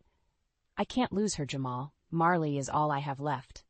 He placed a hand on my arm, his eyes filled with sympathy. "I know, we'll find her, I promise." I nodded, my resolve hardening. I couldn't give in to despair, not when Marley needed me. I would do whatever it took to bring her home, even if it meant facing Rick again. As we waited for news from the officers, I felt a sense of dread settle over me. Rick had always kept his distance, but now I realized just how dangerous he truly was. The man I'd once considered family was willing to harm his own flesh and blood. The thought of Marley in his clutches was enough to make my blood boil. I clenched my fists, determined to see this through. Whatever happened, I would make him pay. As Jamal and I waited anxiously for news from the officers at Rick's house, my mind raced with a million questions. Where was Marley? What was Rick capable of? And why had he targeted his own niece? The minutes ticked by agonizingly slow, the silence punctuated only by the occasional crackle of the police radio. I fidgeted in my seat, my hands trembling. I needed to do something, anything, to help find Marley. Finally, the officers returned, their expressions grim. "We found signs of a struggle in Marley's room, but no sign of her or your brother-in-law," one of them reported. "We'll put out an APB and continue the investigation." I felt my heart sink. "That's it? You're not going to do more?" I demanded, my voice laced with desperation. The officer shook his head. "I'm sorry, ma'am, but without more evidence, our hands are tied. We'll keep you posted, but in the meantime, you should go home and try to relax." Relax? How could I possibly relax when my niece was missing? I opened my mouth to protest, but Jamal placed a hand on my arm, his eyes pleading with me to stay calm. "Thank you, officers," he said smoothly. "We appreciate you looking into this. If there's anything else we can do to assist, please let us know." As the officers left, I turned to Jamal, my frustration boiling over. How can they just leave it at that? Marley could be in terrible danger, and they're treating it like a routine missing persons case. Jamal sighed, running a hand through his hair. "I know, Eileen, but you have to understand. The police have their procedures, and without more evidence, their hands are tied. We'll have to take matters into our own hands." I stared at him, my brow furrowed. "What do you mean?" "I mean, we need to dig deeper," he said, his voice low. "Talk to Marley's friends, see if we can uncover anything the police might have missed. There has to be more to this story than meets the eye. I nodded, my determination renewed. Then let's get started. I won't rest until we find Marley and make Rick pay for what he's done. We headed to the university where Marley had been living with Rick. As we approached her dorm, a group of her friends huddled together, their faces etched with concern. "Eileen, we heard what happened," one of them, a girl named Lily, said, rushing over to me. "Is Marley okay?" I shook my head, my heart aching. "I don't know. The police haven't been able to find her." Lily's eyes widened and she exchanged a troubled glance with the others. "That's not surprising," she murmured. "What do you mean?" Jamal asked, leaning in. Lily hesitated, then sighed. "Marley's been having issues with Rick for a while now. He's been controlling and manipulative, and she's been trying to get away from him." I felt a knot forming in my stomach. "What kind of issues?" "Financial, mostly," Lily explained. "Rick's been exploiting Marley's inheritance, and when she tried to confront him about it, he got angry. That's why she moved out to get away from him." My blood boiled. So Rick had been using Marley for his own gain, even going so far as to cut her off. No wonder she was scared. "Do you know anything else?" Jamal pressed. "Anything that could help us find her?" Lily hesitated, then glanced around nervously. "Well, there were rumors that Rick was involved in some shady business deals. Marley was trying to gather evidence, but then she disappeared." I felt a surge of hope. If Marley had been onto something, maybe there was a chance she was still alive. "We need to find that evidence," I said, my voice firm. "Can you help us?" Lily nodded, her expression resolute. "Absolutely. Marley's like a sister to us, and we'll do whatever it takes to bring her home." As we set out to uncover the truth, I couldn't shake the feeling that we were playing a dangerous game. But for Marley, I was willing to risk it all. As Jamal and I pored over the information gathered from Marley's friends, a sense of unease settled over me. The more we uncovered about Rick's shady business dealings, the more it became clear that he was a far more dangerous adversary than I had ever imagined. "This is heavy stuff, Eileen," Jamal murmured, his brow furrowed in concentration. "Money laundering, embezzlement, fraud. It looks like Rick has been running a pretty sophisticated criminal operation." I felt a chill run down my spine. And Marley was trying to expose him? The thought of my sweet, brave niece going up against such a ruthless man sent a wave of fear through me. Jamal nodded grimly. From the sounds of it, she was getting dangerously close to uncovering the truth. That's probably why Rick decided to silence her.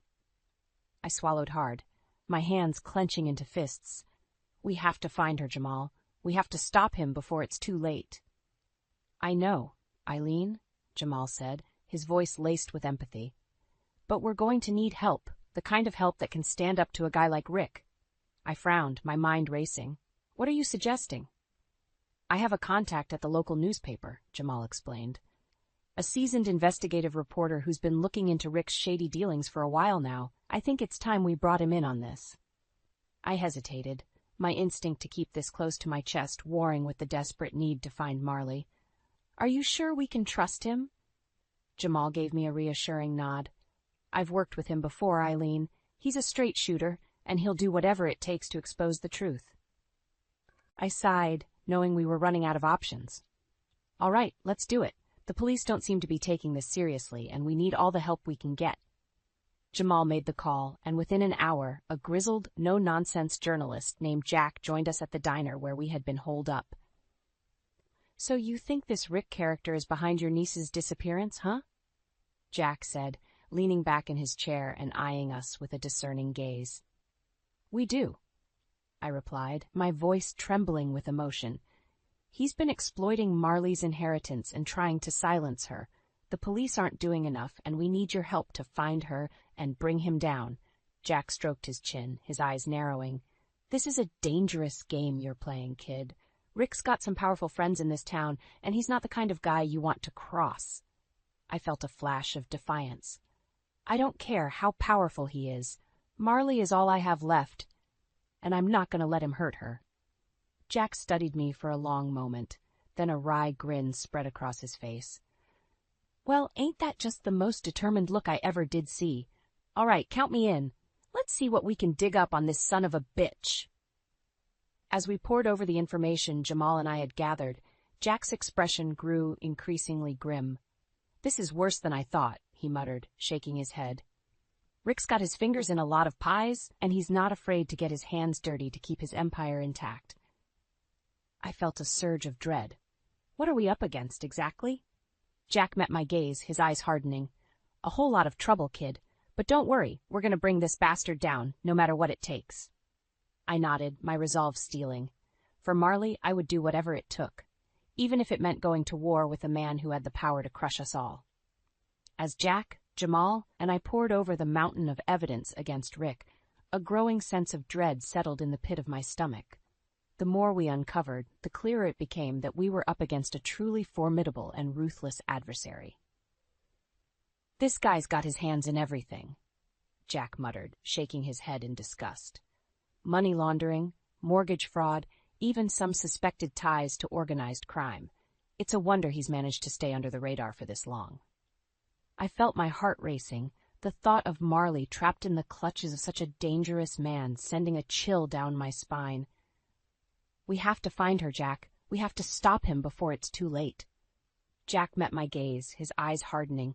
"I know, Eileen, but going up against a guy like Rick ain't gonna be easy. He's got influence in this town, and he's not afraid to use it." Jamal leaned forward, his brow furrowed in concentration. "The key is to hit him where it hurts the most. His reputation.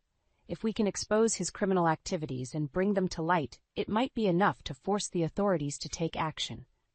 I nodded, a glimmer of hope igniting within me. "So what's the plan?"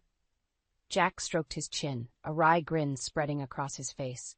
"Well, kid, I reckon we're going to have to get a little creative, and we're going to need to time this just right."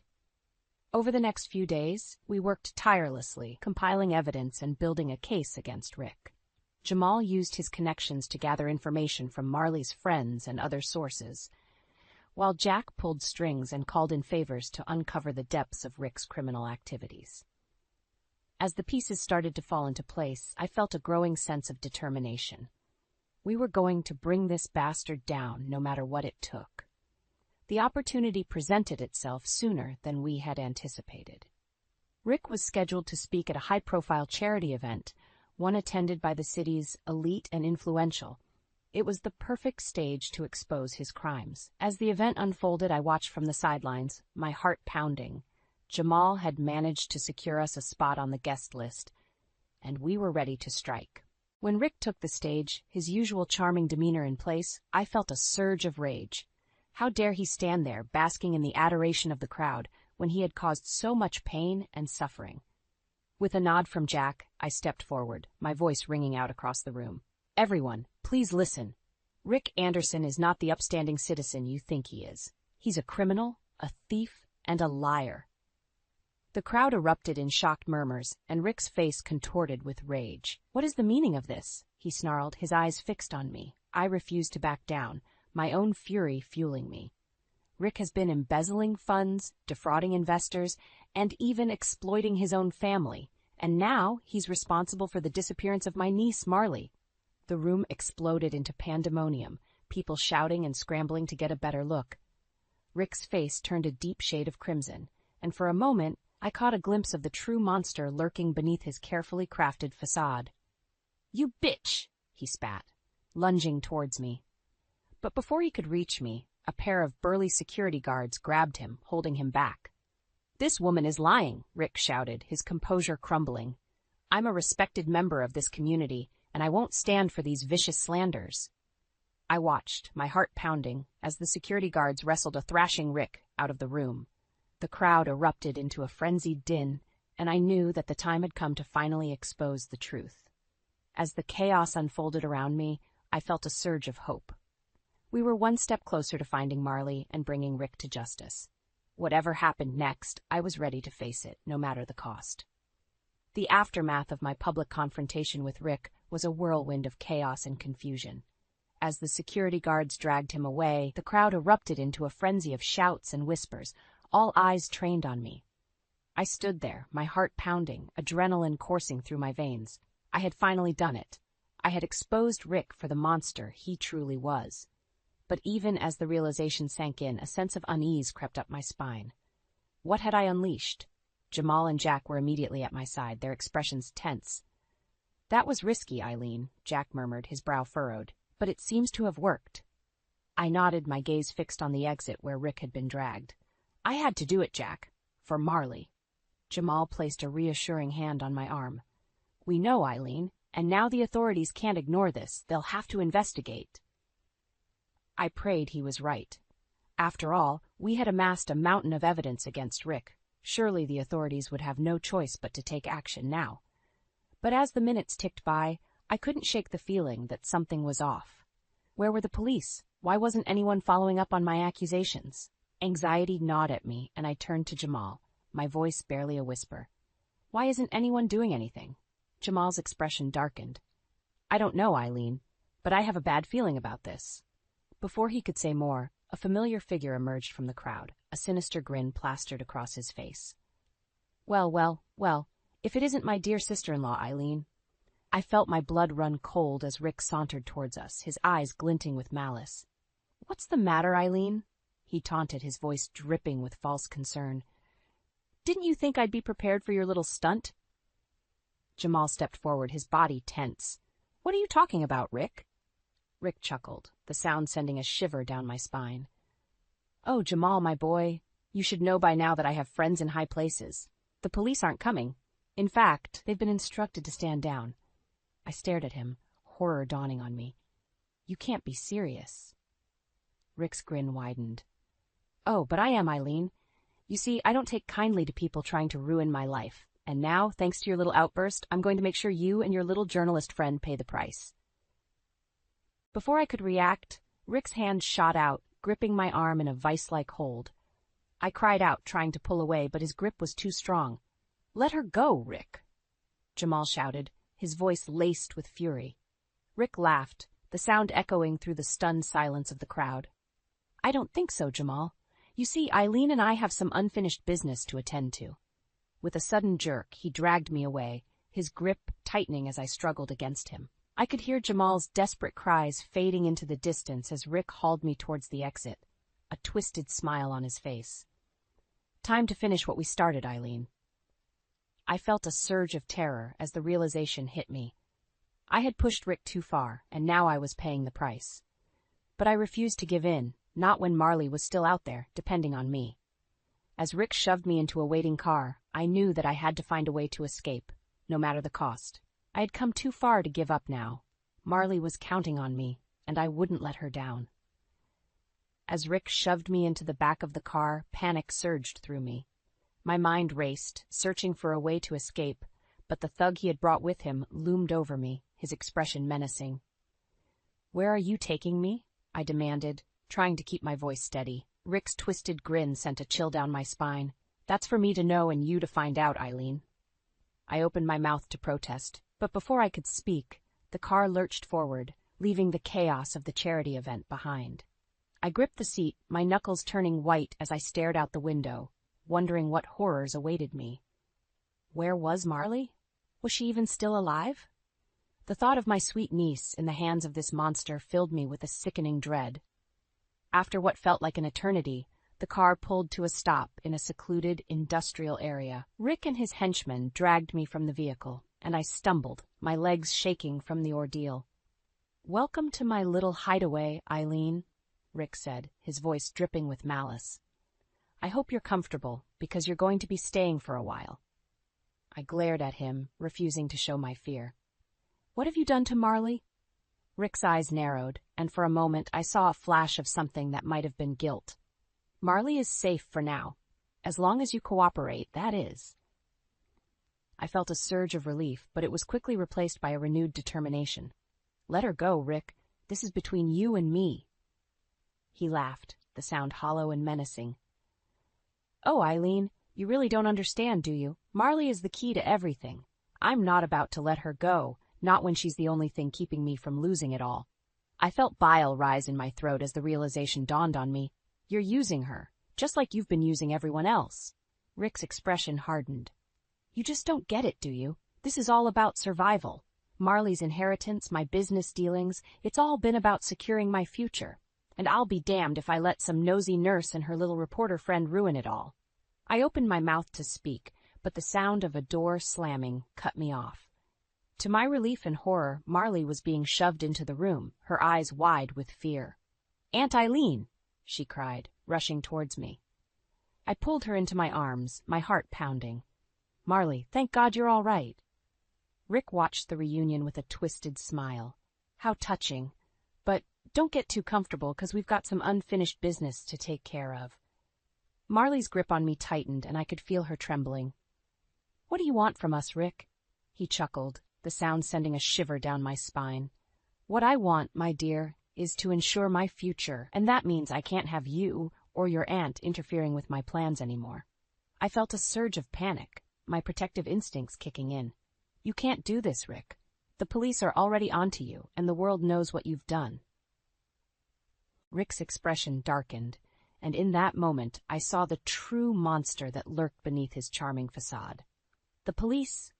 Oh, Eileen, you really are a fool. I told you I have friends in high places, and as for the world, well, let's just say that I have a few tricks up my sleeve." He gestured to his henchman, who moved towards us, a syringe in hand. I tensed, my mind racing, but before I could react, the man lunged forward, plunging the needle into my arm. As the world began to spin, I heard Marley's anguished cries and Rick's laughter echoing in my ears. Then everything went black. I awoke with a pounding headache, my limbs heavy and my mind hazy. As my senses slowly returned, I realized I was lying on a cold, hard surface, my hands and feet bound. Panic surged through me as the memories of what had happened came flooding back. "Marley, Rick, the syringe. Marley!" I cried out, my voice hoarse. A familiar voice answered, laced with relief. "Aunt Eileen, you're awake."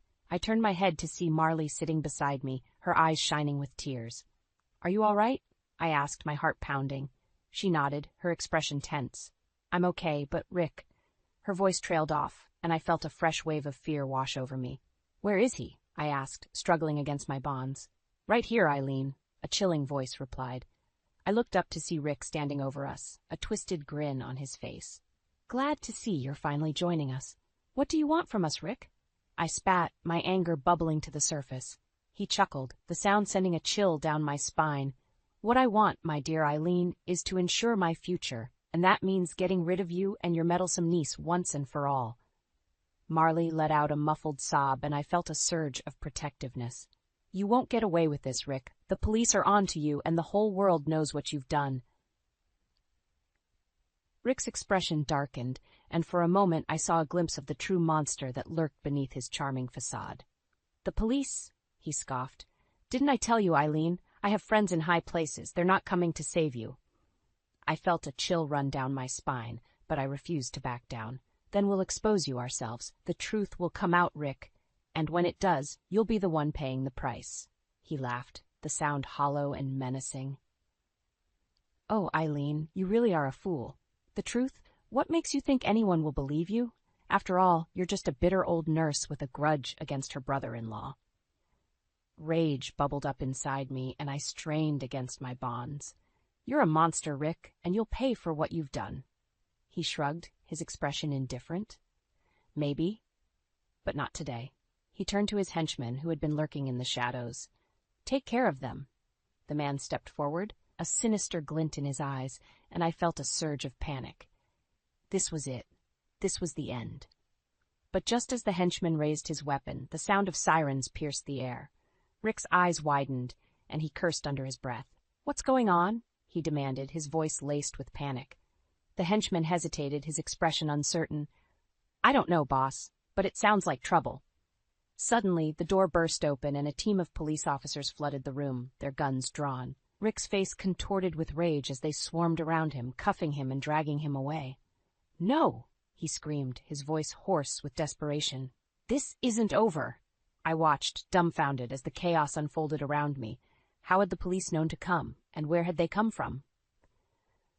Marley's hand found mine, and I squeezed it tightly, relief flooding through me. "It's over, Aunt Eileen," she whispered, her voice shaking. "It's finally over." As the officers untied us and led us to safety, I felt a weight lift from my shoulders. Justice had been served, and Marley was safe. But the cost had been high, and I knew that the healing process would be a long and difficult one. Still, as I looked at Marley's face, battered but unbroken, I knew that we would get through this. Together, we would rebuild our lives and move forward, stronger and more resilient than ever before. For now, the darkness had been vanquished, and the light of hope shone brightly once more. The drive back to Harveston felt like a ticking time bomb. Marshall gripped the steering wheel, his knuckles turning white with every mile closer to the town we once called home. I could sense the tension radiating off him, a storm brewing beneath his usually calm exterior. "You know, we don't have to do this," I said, reaching over to rest my hand on his arm. He exhaled deeply, his shoulders rising and falling with the weight of 1,000 unsaid words. "Yes, we do. Dad needs us, and it's time we face the mess Callie has made of things." Callie. The mere mention of her name ignited a spark of resentment within me. Marshall's sister had always been a thorn in our side, a constant reminder of the dysfunction that plagued his family. As we pulled up to the familiar vineyard estate, the once vibrant rows of grapevines now withered and neglected, a sinking feeling settled in the pit of my stomach. This was supposed to be our fresh start, a chance to help restore the legacy Marshall's father had built from scratch. Callie emerged from the main house, her arms crossed defiantly over her chest. Well, if it isn't the prodigal son and his city slicker wife," she sneered, her words dripping with venom. Marshall stepped forward, his jaw clenched. "Callie, we're here to help Dad, whether you like it or not." "Help?" she spat back. "You abandoned this family years ago, and now you think you can just waltz back in and play the hero?" I placed a hand on Marshall's back, a silent reminder to stay calm. But the anger simmered beneath the surface, threatening to boil over. "We're not going anywhere, Callie," I said firmly. "This is our home too, and we're going to do whatever it takes to save this vineyard, with or without your cooperation." Her eyes narrowed, and for a moment, I caught a glimpse of the little girl who had always resented her big brother's success. "We'll see about that," she hissed before turning on her heel and storming back inside. As we stood there, the weight of the battle ahead hanging heavy in the air, I knew one thing for certain. This was just the beginning of our fight to reclaim what was rightfully ours. The moment we stepped onto the vineyard grounds, the sense of neglect hung thick in the air. Rows upon rows of grapevines withered under the unforgiving sun, their once lush leaves now a sickly brown hue. "This is a disaster," Marshall muttered, running his fingers along the brittle vines. Callie emerged from the shadows, a smug grin plastered across her face. "What did you expect? You left me to handle this place all on my own." "Clearly, you haven't been handling it at all," I retorted, gesturing to the desolate fields surrounding us. Her eyes narrowed, and she took a step closer, her voice laced with venom. "Oh, like you two could do any better. This place was doomed the moment Dad started losing his mind." Marshall's fists clenched at his sides, but before he could respond, a feeble voice called out from behind us. "What's all this ruckus about?" We turned to find Theo shuffling towards us, his once proud stature now hunched and frail. The sight of him broke my heart, this once vibrant man reduced to a mere shell of his former self. "Dad," Marshall said, rushing to his side. "We were just assessing the situation." Theo's eyes narrowed as he surveyed the dying vineyard. "It's fallen into quite a state, hasn't it?" "That's why we're here," I chimed in, shooting a pointed glare at Callie. "To help get things back on track." Callie scoffed, her arms folded defiantly across her chest. "And what exactly do you know about running a vineyard, city girl?" Before I could respond, Marshall stepped between us, his jaw set in determination. "Enough, Callie. Juniper and I have been doing our research, and we have some ideas that could really turn things around." "Oh, you mean like the last time you had a brilliant idea that nearly bankrupted us?" Callie sneered. The air grew thick with tension, and I could see the hurt flickering behind Marshall's eyes. He opened his mouth to respond, but Theo raised a weary hand, silencing us all. "That's enough, both of you," he said, his voice barely above a whisper. "We're a family, and we need to start acting like one if we want to save this place." Callie rolled her eyes, but for once she remained silent. As we stood there, surrounded by the crumbling legacy of everything Theo had built, I knew this was only the beginning of our uphill battle. The musty scent of old ledgers and forgotten paperwork greeted me as I stepped into the dimly lit office. Callie had insisted on handling the vineyard's finances herself, but her constant deflections had raised too many red flags to ignore. I ran my fingers along the dusty shelves, pulling out binder after binder filled with haphazard records. Something wasn't adding up, and I was determined to get to the bottom of it. Hours ticked by as I pored over the numbers, my eyes straining in the weak lamplight. And then, buried beneath a stack of invoices, I found it. A series of unexplained wire transfers, all traceable to an offshore account. My heart pounded as the realization sank in. Callie had been siphoning money from the vineyard right under our noses. The sound of footsteps in the hallway snapped me back to reality. I quickly gathered the incriminating documents, stuffing them into my bag just as the door creaked open. Well, what do we have here? Callie drawled, leaning against the doorframe. Snooping where you don't belong, as usual. I straightened my spine, refusing to cower under her accusatory glare. I think you and I both know exactly what I found in here, Callie. Her eyes narrowed, and for a moment I saw a flicker of panic cross her features. But just as quickly, it was replaced by a cold, calculated smirk. You don't have a clue what you're talking about, she scoffed. But by all means, run along and show Marshall your little findings. See if he believes his precious wife over his own flesh and blood. My fingers tightened around the strap of my bag, the documents burning a hole in my side. She was right. Accusing her without concrete proof would only serve to drive a wedge further between Marshall and me. But as I looked into her eyes, cold and unyielding, I knew this was just the beginning. She may have thought she was untouchable, but I would stop at nothing to expose her lies and bring her crumbling empire down around her. This isn't over, Callie, I said, my voice low and steady. Not by a long shot. With that, I brushed past her, my mind already whirring with a plan to bring her to justice. She wanted to play dirty? Fine. I was done playing nice. From that moment on, the battle lines were drawn, and I knew there would be no turning back until one of us emerged victorious, no matter the cost. The tension in the air was thick enough to cut with a knife as we gathered in Theo's study. Marshall's hand found mine, a silent gesture of solidarity amidst the storm brewing around us. Theo leveled us with a steely gaze, his once warm eyes now clouded with disappointment. I thought bringing you two back would help mend this family, he said, his voice wavering, but all you've done is sow more discord and chaos. Callie sat beside him, her expression one of smug satisfaction as she watched our faces fall. Dad, that's not fair, Marshall protested. We're only trying to help save the vineyard to preserve your legacy. Theo shook his head, his shoulders sagging under an invisible weight. By airing our dirty laundry for all to see? By accusing your own sister of what exactly? I opened my mouth to speak, but Callie beat me to it. Lies and baseless accusations, that's what, she spat, shooting me a venomous glare. Juniper's been trying to turn you against me from the moment they arrived. Can't you see that? Theo's gaze shifted to me, and I felt my heart sink at the flicker of doubt in his eyes. Is this true, Juniper? He asked, his voice barely above a whisper. I wanted to scream, to lay out all the evidence I'd uncovered of Callie's betrayal. But one look at Marshall's pleading expression stopped me in my tracks. Swallowing hard, I forced a tight smile. Of course not, Theo. We're just concerned about the state of things, that's all. Callie's smirk widened as she leaned back in her chair, reveling in her momentary victory. Theo sighed heavily, pinching the bridge of his nose.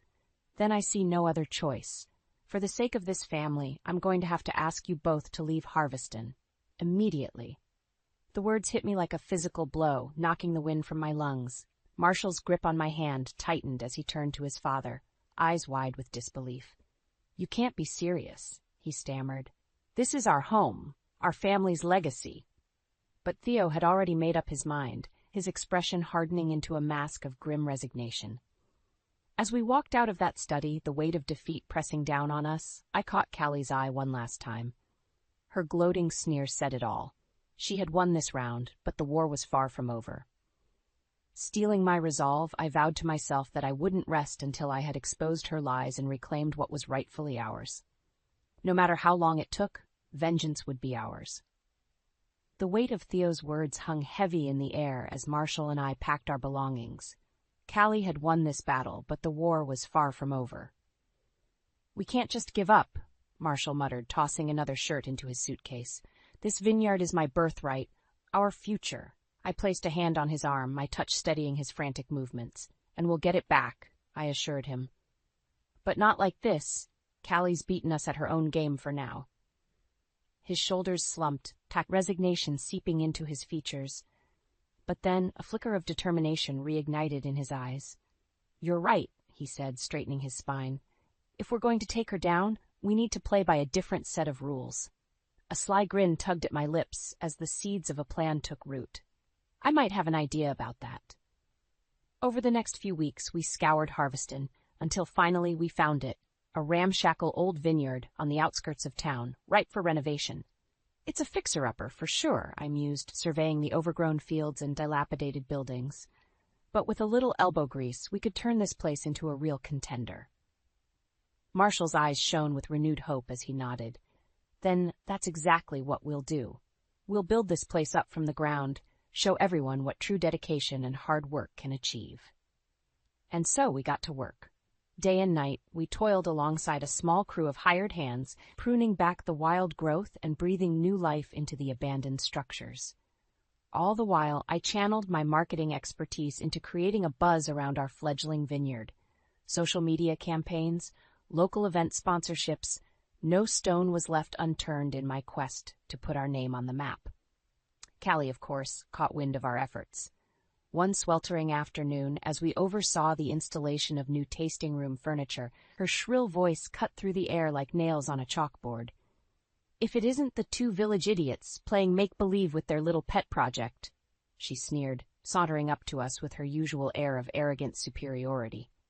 Marshall tensed beside me, but I shot him a warning glance, squeezing his hand to keep him grounded. "Why don't you save your breath, Callie?" I said, my voice low and even. "This pet project is just the beginning. Soon enough, everyone in Harveston will know that there's a new wine empire in town, and you're not running the show anymore." Her eyes narrowed to slits as she processed my words, but I could see the flicker of unease behind her bravado. Deep down, she knew her reign of terror was coming to an end. With a huff of disdain, she spun on her heel and stormed off, leaving us to revel in our small victory. The future stretched out before us, ripe with possibility and the promise of long-awaited payback. This time, we wouldn't be stopped. This time, justice would be ours. The grand reopening of our vineyard was a sight to behold. Sleek new tasting rooms beckoned visitors, while lush, vibrant vines stretched as far as the eye could see, a true testament to our blood, sweat, and tears. As guests began to trickle in, sampling our first offerings and marveling at the transformation, a familiar figure slipped through the crowd. Callie, ever the drama queen, couldn't resist making an appearance. "Well, well, if it isn't Harveston's newest little sideshow," she drawled, sauntering up to me with a condescending smirk. "Color me impressed that you two actually managed to get this ramshackle place up and running."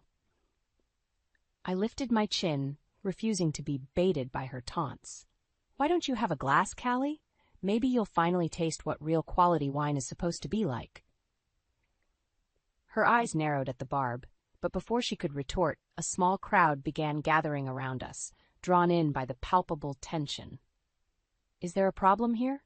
Marshall appeared at my side, his expression guarded as he took in the scene. Callie's gaze flickered between us, and for a moment I saw a glimmer of unease behind her bravado. Forcing a sickly sweet smile, she waved a dismissive hand. "No problem at all, dear brother. I was just admiring your quaint little establishment." The lie was as transparent as her heavily made-up face, but the crowd had already begun to lose interest, drifting back to the tasting counters and live music. Leaning in close, Callie's smile morphed into a sneer. "Enjoy your 15 minutes, you two. Before long, this silly little vanity project of yours will be nothing but a distant memory." With that parting shot, she pivoted on her heel and stormed off, leaving a bitter taste lingering in the air. But as the night wore on and the crowds only grew thicker, that bitterness gave way to a newfound sense of triumph. Word was spreading like wildfire, and our wines were the talk of the town. "Can you believe this?" Marshall murmured, wrapping an arm around my waist as we surveyed the buzzing scene. "After everything, we're finally making our mark." I nodded, unable to shake the giddy smile from my face. "This is only the beginning," I assured him. "Soon the whole region will know the name of our vineyard, and the dark days of the past will be nothing but a distant memory." In that moment, with the sweet taste of success on my lips, I knew our fight was far from over. Callie wouldn't go down without a bitter struggle. But for the first time since our return to Harveston, I allowed myself to revel in the knowledge that we were finally on the path to victory, and vengeance, once so elusive, was finally within our grasp. The sweet taste of success was quickly soured as the whispers began to circulate around Harveston. Rumors of financial impropriety, of embezzlement, and mismanagement, all leading back to the once untouchable Callie. It started with a few disgruntled employees, tired of being pushed around and underpaid. Then, like a spark to kindling, the story caught fire, fanned by years of Callie's arrogance and disregard for anyone but herself. As the allegations piled up, scrutiny from local officials and auditors intensified. Suddenly, the once glamorous Callie found herself backed into a corner, her perfectly curated world crumbling around her. It was almost poetic justice when the news finally broke, a special report on the local news, complete with damning evidence of Callie's misdeeds. Footage of her lavish spending sprees, bank records detailing the siphoned funds, all laid bare for the world to see. Marshall and I watched in stunned silence as the report unfolded, a twisted sense of vindication settling in the pit of my stomach. "She brought this on herself," Marshall murmured, his voice thick with a mixture of anger and remorse. "All these years, stealing from our family, our legacy." I placed a hand on his arm, offering what little comfort I could. As much as Callie had wronged us, seeing her so thoroughly disgraced had to be a bitter pill to swallow. In the days that followed, the fallout was swift and merciless. Callie found herself ostracized, cut off from the high society circles she'd once ruled with an iron fist. Vendors and suppliers severed ties, leaving the family vineyard in a state of unprecedented chaos. And then, the final nail in the coffin, a visit from Theo himself.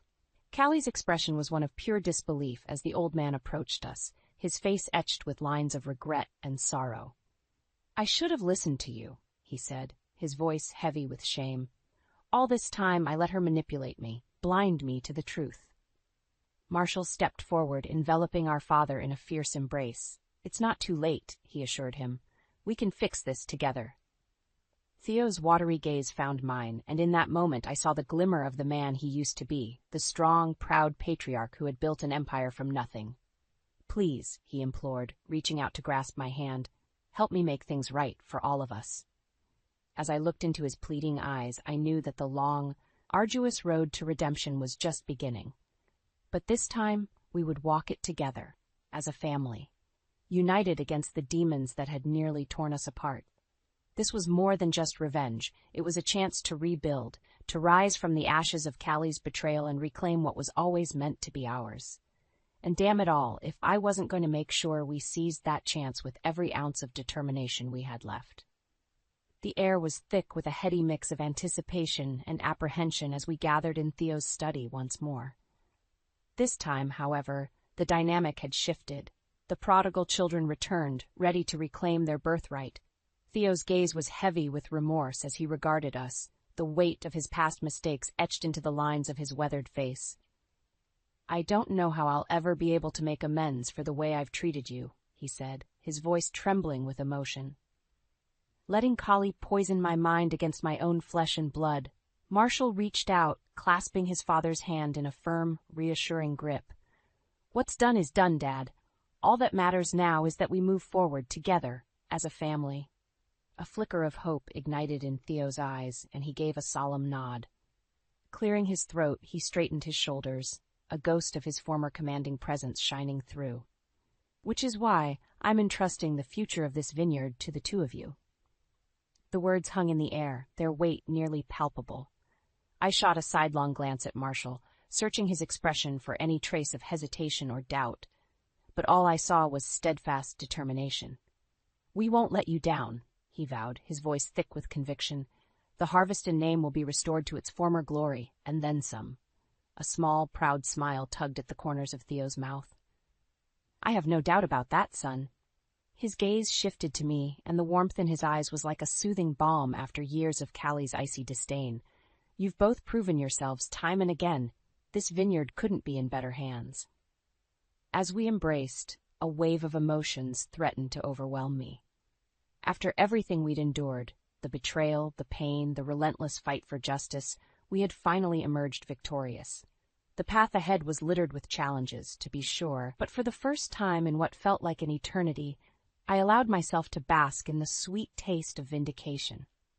Later that night, as Marshall and I strolled through the verdant fields that would soon be under our care, I couldn't help but steal a glance toward the dilapidated buildings in the distance, remnants of Callie's crumbling empire. A pang of something akin to pity tugged at my heart. She had brought this ruin upon herself, yes, but some small part of me still mourned the loss of the bright, vibrant young woman she'd once been, before greed and jealousy had twisted her into a mere shadow of her former self. As if sensing the direction of my thoughts, Marshall gave my hand a gentle squeeze. "She'll find her way back," he murmured. "If there's one thing I've learned, it's that redemption is always possible, if you're willing to fight for it." I nodded, leaning into the solid warmth of his embrace as we watched the sunset paint the sky in brilliant hues of gold and crimson. A new dawn was on the horizon, ripe with second chances and the promise of a brighter future. And this time, nothing and no one would stand in our way. The call came during my evening yoga session, right as I was attempting to find peace in a warrior pose. Lucas's ringtone shattered my concentration like a brick through glass. I knew before answering something was wrong. My husband never called during his mother's sacred dinner hours.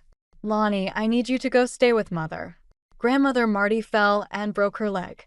Mother's beside herself." My stomach clenched, not because of Marty's accident, but because I knew exactly what this meant. I'd spent 3 years as a professional caregiver before marrying Lucas. Now his mother would expect those skills for free. What about the home health aide they already have? Mother fired her last week. Something about stealing silverware. Lucas's voice carried that familiar note of dismissal. "Look, they need you. I'll be tied up with the merger for at least 2 weeks. You're not working anyway." Not working. As if managing our household and maintaining his social calendar wasn't work. I pressed my fingertips against my temples. "Lucas, your mother and I. You know how things are between us. For God's sake, Lonnie, she's family. Just do this for me, okay? Family. Right. The same woman who'd called me a gold digger at our wedding reception. The same one who'd spent 3 years trying to convince Lucas I wasn't Mitchell material." "Fine," I said. "When do they need me?" "Tonight." "I've already told Mother you're coming." Of course he had.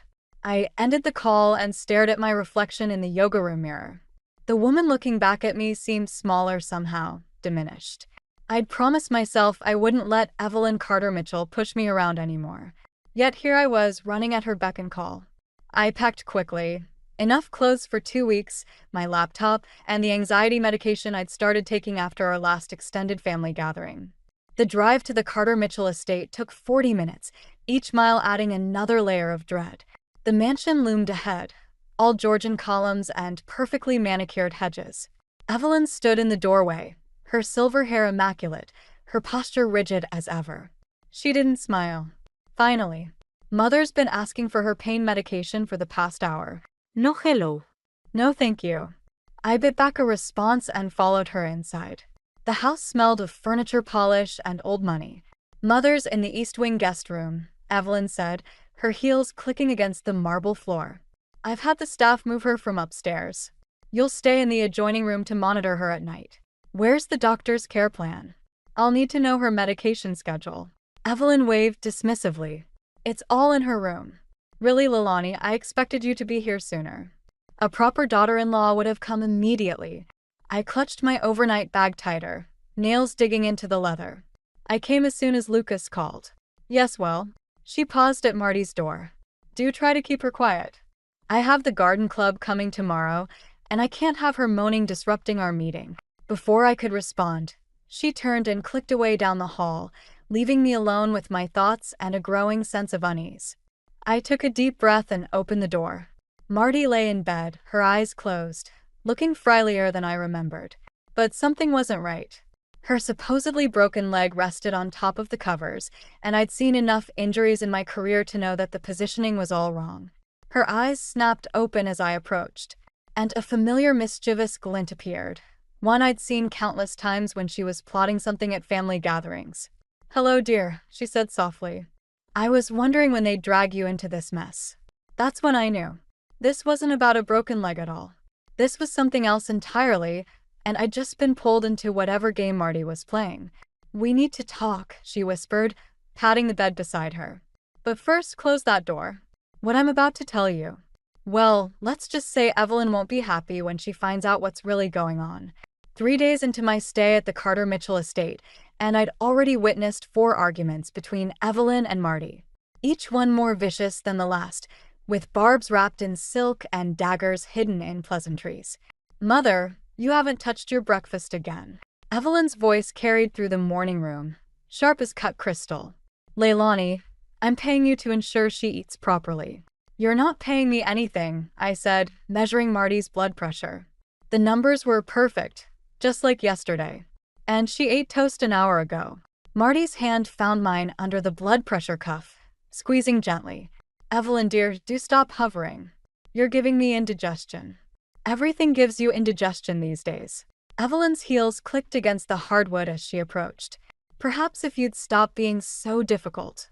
Perhaps if you'd stop treating me like a child." "Ladies," I interrupted, removing the cuff. "Marty needs rest. Doctor's orders." Evelyn's laugh could have frosted glass. "And now the help is giving orders." "Really, Mother, I don't know why you insist on having her here."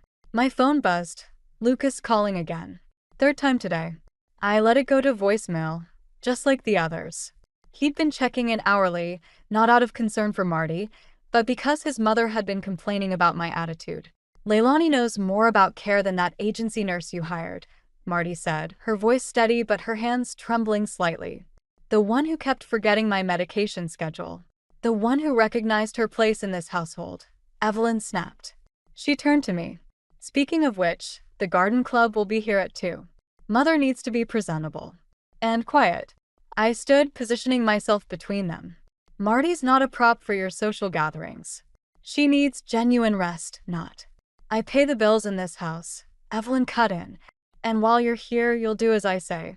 Unless you'd like me to tell Lucas about that interesting lunch you had with his brother last month." The air left my lungs. She'd had me followed. Of course she had. The lunch with Ben had been innocent, just 2 people sharing their frustrations about the family, but Evelyn would twist it into something else entirely. "That's enough." Marty's voice carried an authority I hadn't heard before. "Evelyn, get out. Now." "Mother." "Out." Evelyn's face tightened, but she left, slamming the door behind her. The silence that followed felt like the aftermath of a storm. "Don't let her get to you," Marty said softly. "She's always been threatened by strong women. It's why she drove Ben away. Why she's trying to drive you away now." I sank into the chair beside her bed. "Lucas won't believe her about Ben. He knows I wouldn't. Lucas believes whatever his mother tells him. Just like his father did." Marty's eyes grew distant. "I watched Evelyn destroy that man's spirit piece by piece. Now she's doing the same to you." My phone buzzed again. "Lucas." This time I answered, stepping into the hallway. "Where have you been?" he demanded. "Mother says you're being impossible." "I'm taking care of your grandmother, Lucas. Like you asked. By undermining Mother at every turn? By questioning her authority in her own house. By doing what's medically necessary for Marty," I said, my voice trembling. "Your mother wants to parade her around like a show pony for her friends. Mother knows what's best. She always has." The dismissal in his voice was familiar now. When had that happened? When had he stopped being the man I married? "Lucas, we need to talk. Really talk. About us, about your mother's control over." "I have to go." Just do what Mother says, okay? Please?" "For me." The line went dead before I could respond. I stood there, phone pressed to my ear, listening to nothing. When I returned to Marty's room, she was sitting straighter, a determined look in her eyes. "Close the door, dear. It's time I told you what's really going on in this house, and why I need your help to end it." I closed the door, my heart pounding. Whatever Marty was about to reveal, I knew it would change everything. And maybe, just maybe, that's exactly what I needed. The garden club meeting had ended hours ago, but my hands still shook from what I'd witnessed. I paced Marty's room in the dark, replaying the scene. Evelyn parading her mother around like a trophy, Marty's theatrical groans of pain, the sympathetic clucks from blue-haired socialites. But it was what happened after they left that changed everything. "Help me up," Marty had whispered once the house emptied. "These pillows are suffocating me." I'd reached to adjust them, but she grabbed my wrist with surprising strength and pulled herself upright. Then, without warning or assistance, she'd swung her broken leg off the bed and stood. "Close your mouth, dear. You'll catch flies." She'd smiled, stretching like a cat. Evelyn's not the only one who can play games. Now, hours later, Marty sat in her armchair, looking more regal than frail. "You're taking this rather well." "Well," I laughed, the sound brittle. "You've been lying to everyone." "To me. I've been waiting." She reached for a leather-bound folder on her side table. "Waiting to see if you were different from the others. If you had the spine to help me fix this mess." "Fix what mess?" "This family. What Evelyn's turned it into." She opened the folder, revealing property deeds, bank statements, and legal documents. "Did you know this house isn't actually hers?" "Nothing is. It's all in my name." My throat went dry. "Does Lucas know?" "Lucas knows what his mother tells him. Just like he knows what she tells him about you and Ben." The mention of Ben's name made my stomach clench. That lunch meant nothing. But it could have. Marty's eyes pierced mine. Ben was always the stronger one. That's why Evelyn drove him away. She couldn't control him like she controls Lucas. A knock at the door made us both jump. Evelyn entered without waiting for a response, her face flushed with triumph from her successful afternoon. "Really, Mother, still awake?" "Leilani, I told you she needs rest." She paused, noticing the papers. "What are those?" "Just some light reading," Marty said, sliding the folder under her blanket. "Leilani's been helping me organize my affairs." Evelyn's eyes narrowed. "That's not necessary. I handle all the family paperwork. You handle what I allow you to handle." Marty's voice carried an edge I'd never heard before. "Just like you handled Ben's inheritance?" The color drained from Evelyn's face. "Mother." "I know what you did," Marty continued. "I know about the forged documents, the lost trust fund. Did you really think I wouldn't find out?" My phone buzzed. Lucas again. I silenced it, transfixed by the scene unfolding before me. "Everything I did was for this family," Evelyn hissed. "To keep us together, to maintain our position." "To maintain your control," I said, surprising myself. "Just like you're trying to control my marriage." Evelyn turned on me, her mask slipping. "You ungrateful little." "That's enough." Marty stood suddenly, causing Evelyn to stumble backward. "Oh yes, dear. I can walk. I can do quite a lot of things you don't know about, including change my will." The silence that followed was deafening. Evelyn stared at her mother, then at me, her carefully maintained composure cracking. "Leilani," she said, her voice honey-sweet again, "perhaps it's time you went home to Lucas. I'm sure he misses you." "She's not going anywhere," Marty said. "In fact, she's exactly where she needs to be. Now get out of my room." After Evelyn left, slamming the door behind her, Marty sank back into her chair. "Well, that was invigorating." She patted the folder. "Now, shall we discuss how to really shake things up?" I thought about Lucas, probably still calling, still believing his mother's version of reality. About Ben, somewhere out there, free from all this manipulation. About my own dignity, eroding day by day in this gilded cage. "Yes," I said, sitting down beside her.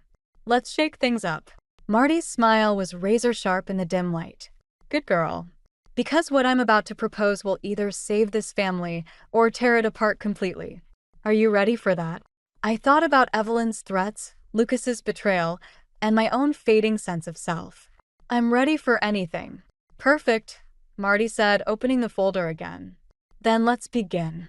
Lucas showed up unannounced at midnight, reeking of expensive scotch and his mother's influence.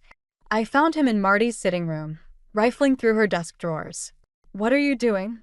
I kept my voice low, though my heart hammered. He jumped, nearly dropping the papers in his hands. "Looking for proof." His words slurred slightly. "Mother says you and grandmother are plotting something." "Your mother says a lot of things." I moved closer, recognizing Marty's legal documents scattered across the desk. Does she know you're here? Of course she knows. She's worried about you, Lonnie. About us. He reached for me, but I stepped back. You've changed since coming here. I've woken up. The grandfather clock in the corner ticked away the silence between us. Lucas had loosened his tie, his usually perfect hair disheveled. He looked lost, like a child searching for permission to misbehave. Ben called me today, he said suddenly. My stomach dropped. What? Asked about you. About Mother. Said he's coming home. Lucas's laugh was bitter. Funny timing, don't you think?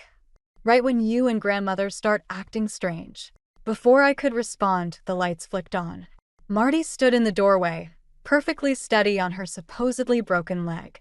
Well, she said, this is disappointing but not surprising. Lucas staggered backward. You're walking? Mother said. Your mother says a lot of things, Marty echoed my words. Like how she protected you from the truth about your father's death. The color drained from Lucas's face. What about Father's death? Don't. I whispered, remembering what Marty had told me earlier that day. About the changed medication, the convenient accident, the insurance policy that saved the family from bankruptcy. He deserves to know, Marty said. About everything. The forged documents, Ben's stolen inheritance, your father's. Lies. Lucas slammed his fist on the desk. Mother would never. But she did. Marty's voice was steel. And now she sent you here to spy on us. To protect her secrets. I came to protect my wife. Your wife. I couldn't hold back anymore. When was the last time you protected me from anything? From your mother's insults? From her threats?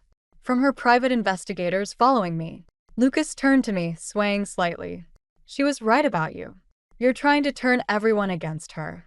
Against me. No, darling. Evelyn's voice cut through the room like ice. She stood behind Marty, elegant even at midnight. They're trying to destroy our family. Just like Ben tried. My phone buzzed in my pocket, a text from Ben. Don't trust anyone. Almost there. Mother. Lucas straightened, seeking approval like always. Grandmother's been lying about her injury. I know. Evelyn stepped forward. Just like I know about their little meeting with my lawyer yesterday. About the changes they're trying to make to the will. Marty's sharp intake of breath confirmed my fears. Our plans had been discovered. The house is mine, Evelyn continued. Everything is mine. I've made sure of that. She pulled out a document from her robe pocket. Signed this morning. Mother's been declared mentally incompetent. I'm her legal guardian now. The world tilted. I grabbed the desk for support, remembering Marty's words from earlier. Whatever happens, don't let them win. You can't do this, I said. I already have. Evelyn's smile was triumphant. And now, dear Lilani, you have a choice. Stay and support your husband, or leave with nothing. Because if you choose wrong, I'll make sure everyone knows about your affair with Ben. There was no affair, I whispered. Prove it. Lucas watched me waiting. In his eyes, I saw our entire marriage, the slow erosion of love, the growing shadow of his mother's control. The man he could have been versus the man he'd become. My phone buzzed again. Then, here. Footsteps echoed in the hallway, heavy and determined. Everything was about to change, and I had seconds to decide which side of history I'd stand on. I looked at Marty, saw the steel in her eyes, and made my choice. Ben's arrival shattered the tension like a hammer through glass. He stood in the doorway, briefcase in hand, looking nothing like the broken man who'd fled 5 years ago. Behind him, a woman in a sharp suit clutched a leather portfolio, exactly the kind lawyers carry when they're about to destroy lives. You're too late, Evelyn said, waving her guardianship papers. I've already won. Have you? Ben's smile was razor-sharp. Mother, show them. Marty pulled a phone from her cardigan pocket and pressed play. Evelyn's voice filled the room, crystal clear. Just change the medication dosage. No one will question it. It worked with Richard. It'll work with Mother. Lucas stumbled backward. Mother, what is she playing? Evidence, the lawyer said, stepping forward. Of premeditated attempted murder. Among other things. My hands shook as I reached for the desk to steady myself. All those times Evelyn had insisted on personally administering Marty's medication. All those suspicious dizzy spells. It's not what you think. Evelyn's composure cracked slightly. I was protecting our legacy. Our name. By killing your husband? Ben's voice cut like steel. By stealing my inheritance? By driving me away with false accusations. You were weak, Evelyn spat. Just like your father. Just like her. She jabbed a finger at me. This family needs strength to survive. No, I said, finding my voice. This family needs truth to survive. Lucas stood between us all, swaying slightly. Ben, you can't believe. The recordings don't lie, Ben interrupted. Neither do the financial records. Or father's autopsy report. The lawyer opened her portfolio. Mrs. Carter Mitchell, we have enough evidence to pursue criminal charges. However, my clients are willing to discuss alternatives. Client. Lucas turned to me. Lonnie, what have you done? What you should have done, I said. Protected your grandmother. Protected the truth. Marty stood straighter, her facade of frailty completely gone. Evelyn, you have one chance. Sign over control of the estate to me, resign from the family company board, and leave. Otherwise, these recordings go to the police. You wouldn't dare. But Evelyn's hand trembled as she clutched her guardianship papers. Lucas, tell them. Tell them what she's really like. How she's turned you against me. Lucas looked at me, really looked at me, for the first time in years. Did you know? About father. You suspected, you whispered. But I needed proof. We all did. Sign the papers, Mother, Ben said, pulling documents from his briefcase. Or I start making calls. The grandfather clock struck 1, its chimes echoing through the sudden silence. I watched Evelyn's face, seeing the moment her mask finally cracked completely. She'd built her empire on secrets and lies, and now those very weapons were being turned against her. Lucas, she pleaded. My darling boy, you know everything I did was for you. But Lucas had found the autopsy report in the lawyer's portfolio. His hands shook as he read, his face growing paler with each page. Sign, Marty commanded. Now. The scratch of Evelyn's pen on paper sounded like victory. But as I watched Lucas's world crumble, as I saw the pain in Ben's eyes, I realized revenge wasn't the clean, satisfying thing I'd imagined. It was messy, complicated, and the collateral damage could never be undone. Get out, Marty said once the papers were signed. Both of you. Evelyn straightened her spine one last time. This isn't over. Yes, I said, it is. As they left, Evelyn leading, Lucas trailing behind like a lost child, Ben turned to me. You okay? I wasn't. Nothing about this was okay. But watching them go, knowing the truth was finally out, feeling the weight of secrets lifting from my shoulders, it felt like breathing for the first time in years. What now? I asked Marty. She smiled, tired but triumphant. Now, my dear, we rebuild. But first, I believe we all need a drink. The lawyer began organizing papers. Ben poured scotch, and somewhere in the house, a door slammed, the sound of an era ending. The revenge we'd planned had worked perfectly, but its taste was bittersweet on my tongue. 3 days after Evelyn's departure, Lucas appeared at my door with divorce papers and a restraining order. Not against me, against Marty and Ben. The letterhead belonged to the most expensive law firm in the state. Mother's not finished, he said, voice hollow. She's claiming elder abuse. Says you and Ben manipulated grandmother into changing her will. I stared at the stack of documents. Those recordings. Inadmissible. Obtained without consent. He wouldn't meet my eyes. Mother's lawyers say they can prove grandmother was coerced. The morning sun filtered through our living room windows, highlighting dust motes and memories. 3 years of marriage reduced to legal threats and accusations. She killed your father, I whispered. She protected the family. His hands trembled. Like she's protecting it now. Sign these, Lonnie. Walk away. Before she destroys you too. My phone buzzed, Ben calling again. I'd been ignoring him since yesterday, when Marty had been served with her own set of papers. The mighty Carter Mitchell empire was fighting back, and we were hemorrhaging money trying to keep up. You know what she did was wrong. Wrong. Lucas laughed, bitter and broken. Everything I thought I knew was wrong. My father's death, Ben's exile, our marriage. He finally looked at me. Were you sleeping with him? What? Ben. Mother has photos. You meeting him months ago. The lunch dates. The phone calls. My stomach churned. Planning this. We were planning this. Planning to destroy our family. Planning to save it. The doorbell rang. Through the window, I saw 2 police cars in our driveway. Lucas stepped back, and I suddenly understood. What did you do? I'm sorry, he said, but his eyes were cold. Mother's pressing charges. Conspiracy, fraud, elder abuse. They're here for you and Ben. My phone buzzed again, Marty this time. I answered on speaker. They're taking the house, her voice crackled. Evelyn's lawyers found a loophole. Everything's frozen until the investigation. Don't say anything else, I cut in, watching Lucas's face. They're here. Run, she whispered. Ben has a plan.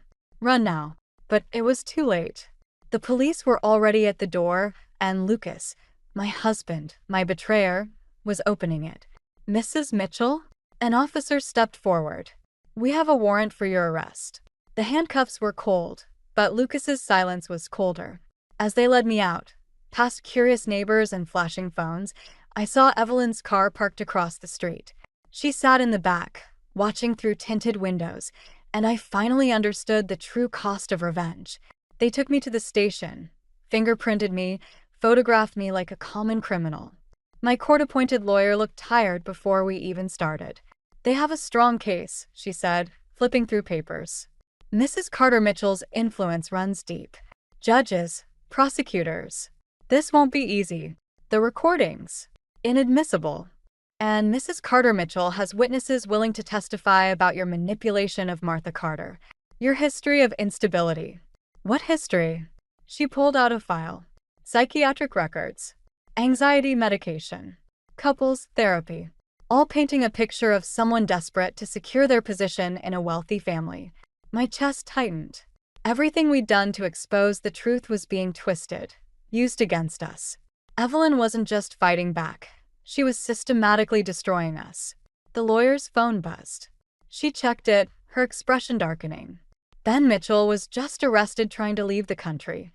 And Martha Carter has been temporarily committed for psychiatric evaluation. The room spun. Everything we'd planned, everyone I'd tried to protect, it was falling apart.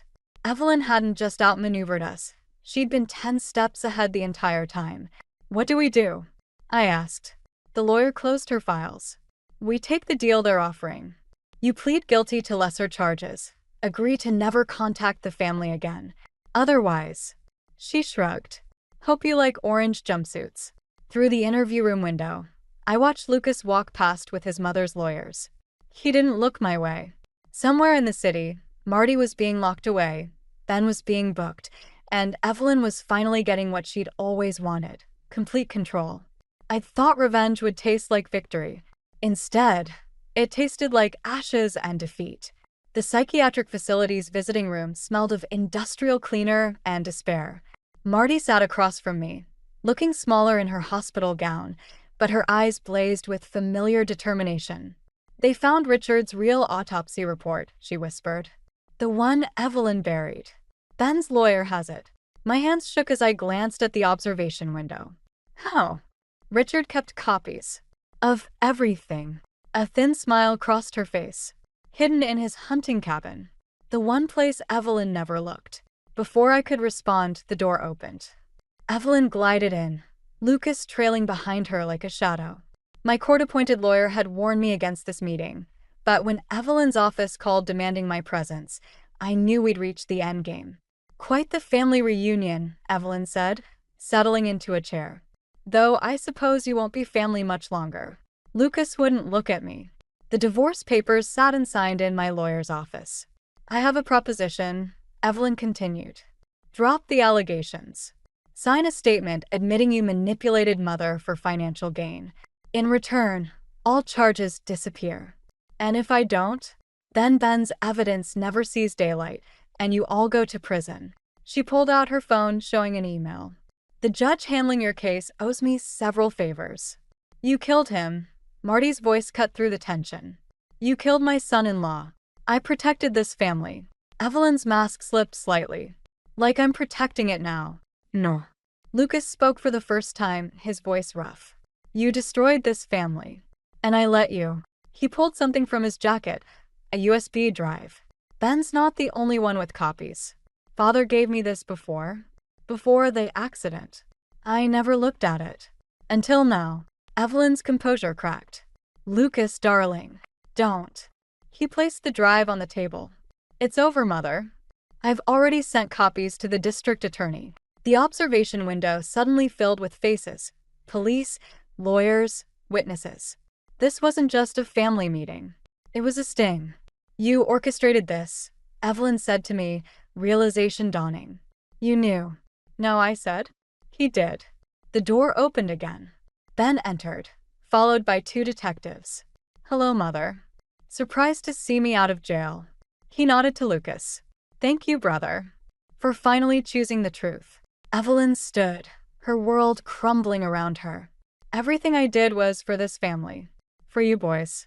For our name. Our name. Lucas laughed bitterly. Our name is poison. Because of you. The detectives moved forward, handcuffs ready. Evelyn's face contorted with rage. You ungrateful. She lunged for the USB drive. But Marty was faster. My former mother-in-law and her elderly mother grappled over the table, years of resentment and manipulation exploding into physical violence. Enough. I grabbed Evelyn's arm, pulling her back. She swung around, her perfectly manicured nails raking across my face.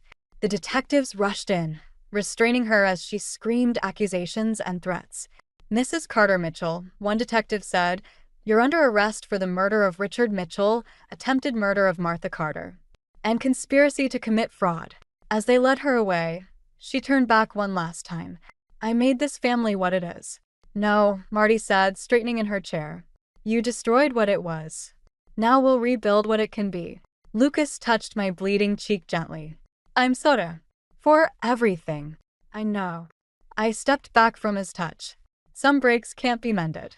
Ben moved to help Marty up, but she waved him away, standing on her own.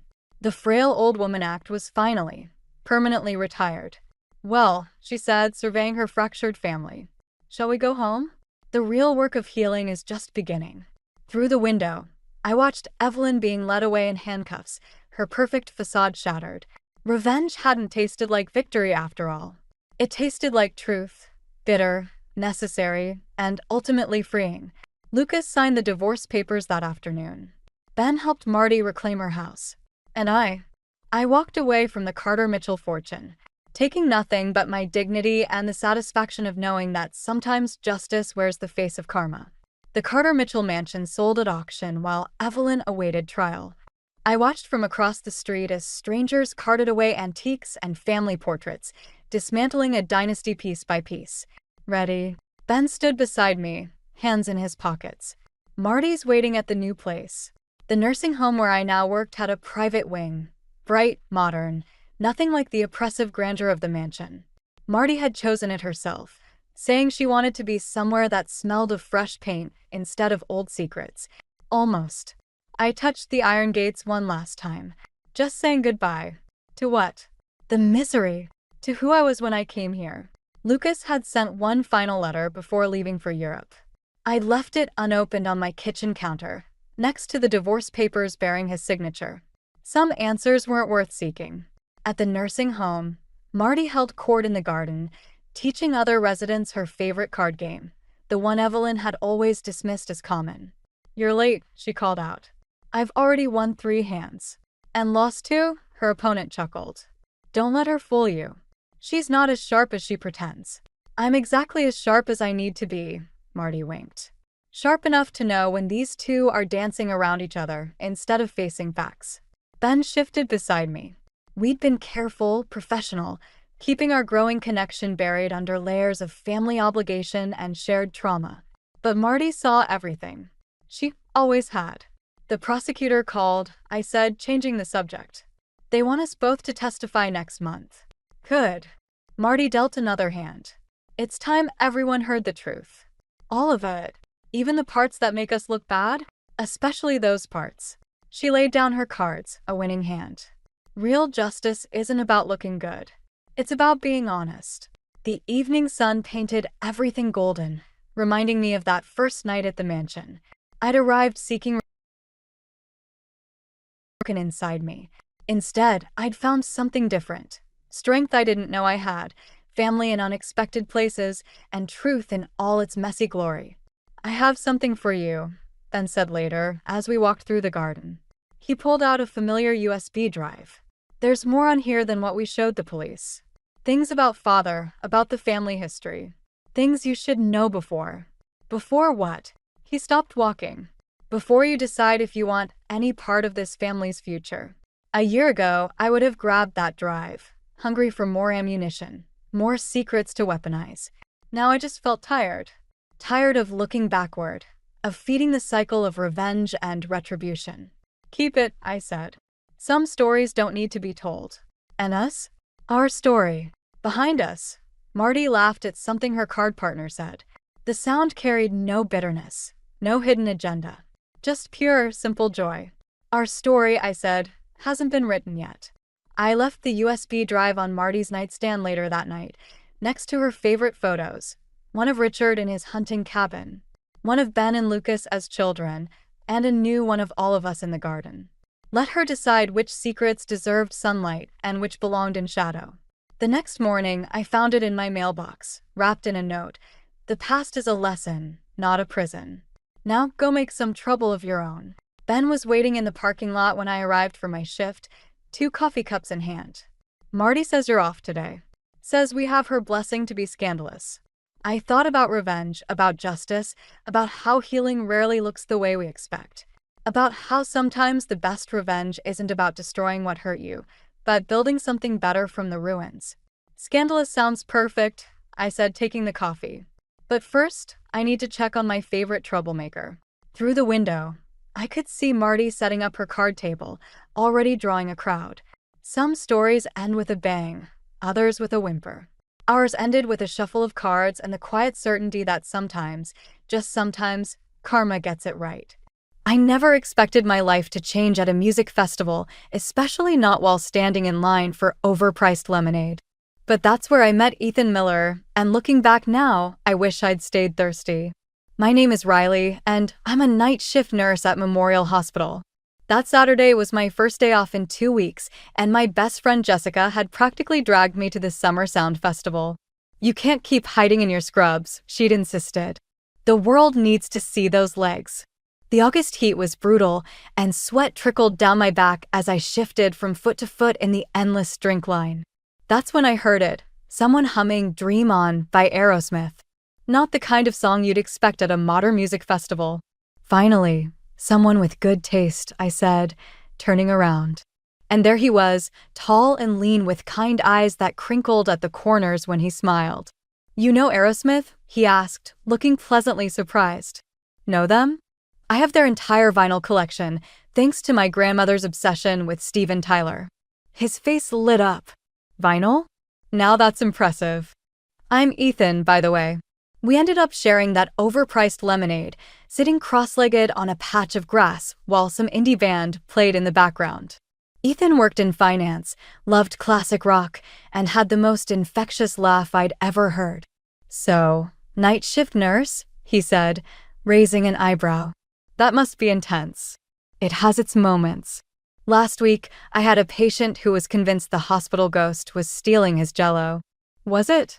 No, it was his roommate. But I didn't have the heart to tell him. Jessica found us there hours later, her eyes widening when she saw us together. She gave me that look, the one that said we'd be having a detailed conversation later. "Riley, there you are," she exclaimed, then not so subtly checked Ethan out. "And who's this?" Before I could answer, a sharp voice cut through our conversation. "Ethan? Ethan Miller, is that you?" A well-dressed woman in her 50s approached us, her designer sandals somehow immaculate despite the dusty festival grounds. Ethan's smile faltered slightly. "Mother," he said, standing up quickly. "I didn't expect to see you here." "Clearly," she replied, her eyes scanning over me with the precision of a laser. "Linda Miller," she introduced herself, though she didn't offer to shake hands. "I'm on the festival's board of directors." Something in her tone made me feel like I should apologize, though I wasn't sure for what. Sitting on the ground? Talking to her son? Existing? "Nice to meet you, Mrs. Miller," I said, getting to my feet. I'm Riley Thompson. Was her only response before turning back to Ethan. Darling, the Hendersons are here. You remember Caroline, their daughter? She's just finished her residency at Mayo Clinic. I watched Ethan's jaw tighten slightly. Mother, I'm actually in the middle of something here. The tension crackled between them like static electricity. Linda's perfectly lined lips pressed into a thin smile. Of course you are, dear. We'll catch up later. As she walked away, Ethan turned to me with an apologetic look. I'm sorry about that. My mother can be intense. No worries, I said, though something cold had settled in my stomach. All mothers are protective. Yeah, he replied, but his eyes followed his mother's retreating figure. Then he surprised me by pulling out his phone. Can I get your number? Maybe we could continue this conversation somewhere with less parental supervision. I laughed and gave it to him, ignoring Jessica's excited bouncing beside me. As I watched him walk away, I had no idea I'd just met both the love of my life and the source of its greatest upheaval. But that's the thing about life-changing moments. They rarely come with warning labels. That night, I fell asleep to Aerosmith's Dream On, playing on my grandmother's old record player, completely unaware that my own dreams were about to become a lot more complicated. After 3 months of dating Ethan, I found myself standing in front of the Miller family mansion, gripping a bottle of wine so tightly my knuckles turned white. The house loomed over me like a judge's bench, all perfectly trimmed hedges and gleaming windows. Ready? Ethan squeezed my hand, but his smile seemed strained. We'd delayed this formal family dinner for weeks, but Linda Miller's requests had become increasingly difficult to dodge. A uniformed housekeeper opened the door before we could ring the bell. Inside, everything sparkled like a museum where you're afraid to touch anything. Family photos lined the walls, all featuring Ethan in pressed suits at various ages, usually standing next to his mother. Linda Miller swept into the foyer wearing a designer dress that probably cost more than 3 months of my salary. Darling, she air-kissed Ethan's cheeks, then turned to me. And Riley. That's an interesting choice of dress. I glanced down at my navy cocktail dress, the nicest thing I owned. Thank you for having me, Mrs. Miller. Linda, please. She waved us toward the dining room. Though I suppose we should wait to see if you'll be around long enough for such informalities. Ethan's jaw tightened. Mother. I'm only teasing, darling. Caroline Henderson was asking about you the other day. The dining room could have hosted a state dinner. Mr. Miller, a quiet man with Ethan's kind eyes, nodded to us from behind his newspaper. So, Riley, Linda began as the first course arrived. Ethan tells me you're a nurse. At Memorial, isn't it? Not exactly Massachusetts General, but I suppose we all have to start somewhere. I forced a smile. I love Memorial, actually. We have an excellent trauma unit. And what does your family do? I don't believe Ethan mentioned. My grandmother raised me. She owned a record store. Linda's eyebrows arched. A record store? How? Quaint. And your parents? Mother, Ethan interrupted sharply. Riley's grandmother is amazing. You should hear her vinyl collection. Yes, well. Linda delicately cut into her salmon. I suppose some people find that sort of thing charming. Though Ethan, darling, you really should consider the Morgan Stanley position Charles mentioned. The salary would be much more suitable for starting a family. I nearly choked on my wine. We'd been dating 3 months, and suddenly we're discussing families? Actually, I said, finding my voice, Ethan mentioned he loves his current job.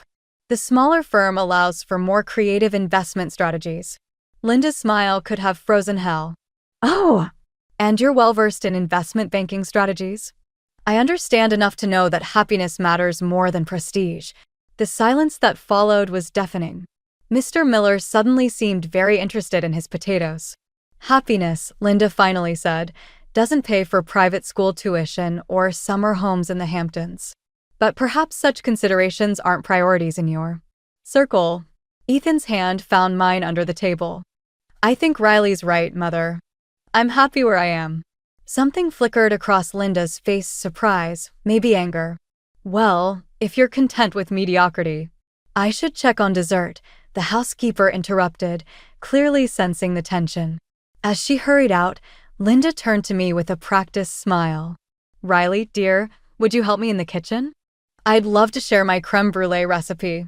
In the kitchen, Linda closed the door behind us. "Let me be clear," she said, her voice low and precise. "My son has potential. Real potential. He doesn't need someone holding him back with small-town contentment and vinyl records." I met her gaze. "With all due respect, Mrs. Miller, Ethan is an adult who can make his own choices." "Can he?" She laughed softly. "Oh, sweet girl. You have no idea what you're walking into. But you will." Later that night, as Ethan drove me home, I couldn't shake the chill from Linda's words. He apologized repeatedly for his mother's behavior, but something felt off. Like he was apologizing not just for tonight, but for something yet to come. "Stay over?" he asked when we reached my apartment. I hesitated, remembering Linda's warning. But when he smiled, that same warm smile from the festival, I pushed my doubts aside. I didn't know it then, but that dinner was just the opening move in Linda Miller's carefully orchestrated game. And I had just become her favorite piece to play with. The first sign that my marriage was crumbling appeared on an ordinary Tuesday morning, 6 months after our wedding. I found Ethan's phone buzzing on our kitchen counter while he was in the shower. The screen lit up with a text from Linda. "The Henderson party tonight. Don't forget what we discussed." I shouldn't have looked. But after months of Ethan's late nights at work and increasingly distant behavior, something inside me snapped. I picked up the phone. The message thread with his mother was a novel of manipulation. "Caroline will be there. Remember your future. Riley doesn't understand our world. And most recently, the trust fund conditions are clear. Darling." The shower stopped running. I placed the phone exactly where I'd found it, my hands shaking. "Hey, babe," Ethan said, emerging in his suit. "I might be late tonight. Big client meeting." I studied his face, searching for signs of the man I'd met at the festival. "The Henderson party, you mean?" He froze for a fraction of a second. "How did you?" "Your mother texted." I kept my voice steady. "Want to tell me about the trust fund conditions?" "Riley." He ran a hand through his damp hair. "It's complicated. Try me. My grandfather's trust fund. There are certain expectations. Career benchmarks, social obligations." He wouldn't meet my eyes. "Marriage requirements." The word hit like a slap. "Requirements?" "Mother's just concerned about our future. The trust vests when I turn 33, but only if." "Only if what, Ethan?" "Only if you marry someone from the right social circle, someone like Caroline Henderson." His silence was answer enough. So what was I? Practice? A rebellion against mommy? No. He reached for me, but I stepped back. "I love you. But maybe we rushed into marriage. Mother thinks." "I don't care what your mother thinks." The words exploded out of me. "I care what you think. What you want." "I want." He checked his watch. "I can't do this right now. I have to get to work." That evening, I called Jessica. "Come over. Bring wine." She arrived with 2 bottles and a concerned expression. "Spill." I told her everything, the texts, the trust fund, the way Ethan had been withdrawing for months. "That manipulative witch," Jessica muttered. "And Ethan's just letting her pull his strings?" "There's more." I pulled out the bank statement I'd found while stress cleaning. "Look at these charges. Private clubs, expensive restaurants, jewelry stores, all while he's been telling me we need to budget carefully." Jessica whistled. "Holy shit. These dates. Riley, these are on nights he said he was working late." My stomach churned. "I know. What are you going to do?" Before I could answer, my phone buzzed. A text from Linda. "Dinner tomorrow. Just us girls. We need to discuss Ethan's future." Jessica read it over my shoulder. "Don't go. It's obviously a trap." "No," I said slowly, an idea forming. "I think I should hear what she has to say." "Riley.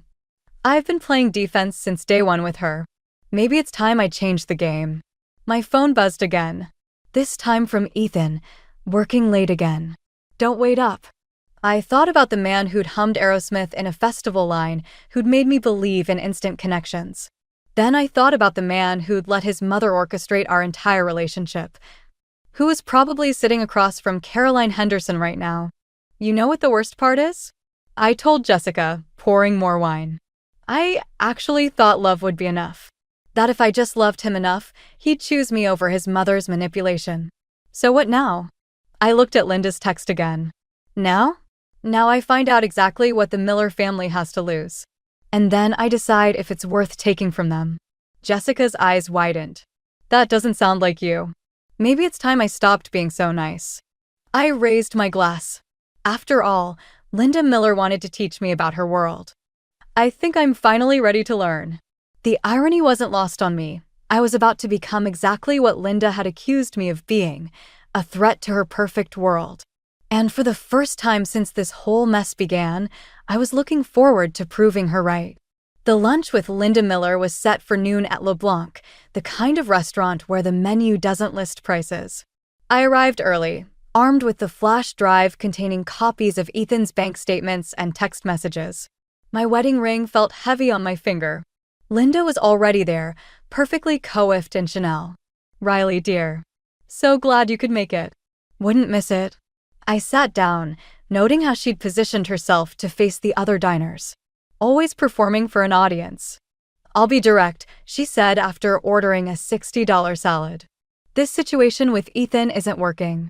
Which situation? The marriage you never wanted, or the secret meetings with Caroline Henderson? Her pause was barely noticeable, but I caught it. I see Ethan's been sharing our private conversations. Actually, he hasn't shared anything. That's part of the problem. The waiter arrived with our drinks.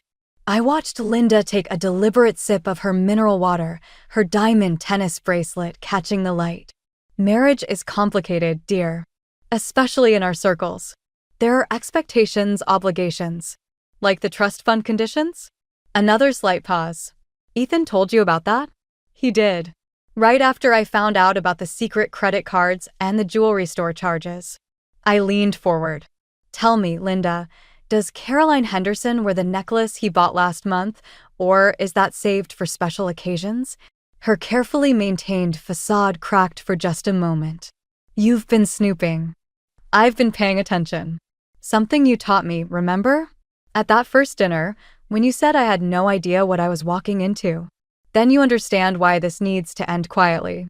She reached for her purse. I'm prepared to be generous. A clean break, no messy divorce proceedings. She slid an envelope across the table. Inside was a check with enough zeros to make my head spin. That's your offer? Money to disappear. It's more than fair. Certainly more than you'd get in a divorce, especially with a prenup. I pulled out my phone and pulled up a banking app. Interesting number. Almost exactly what Ethan's been spending on his extracurricular activities. Linda's eyes narrowed. What are you implying? Nothing yet. But I wonder what the trust fund board would think about these expenses. Or the partners at his firm.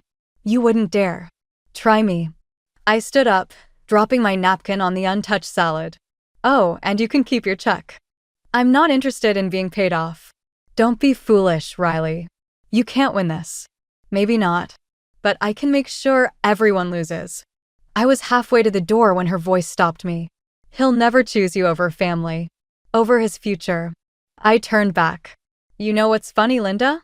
I used to think this was about money or social status. But it's not, is it? It's about control. You're terrified of losing it. You have no idea what you're talking about. Don't I? Because I just got a very interesting call from your husband's secretary.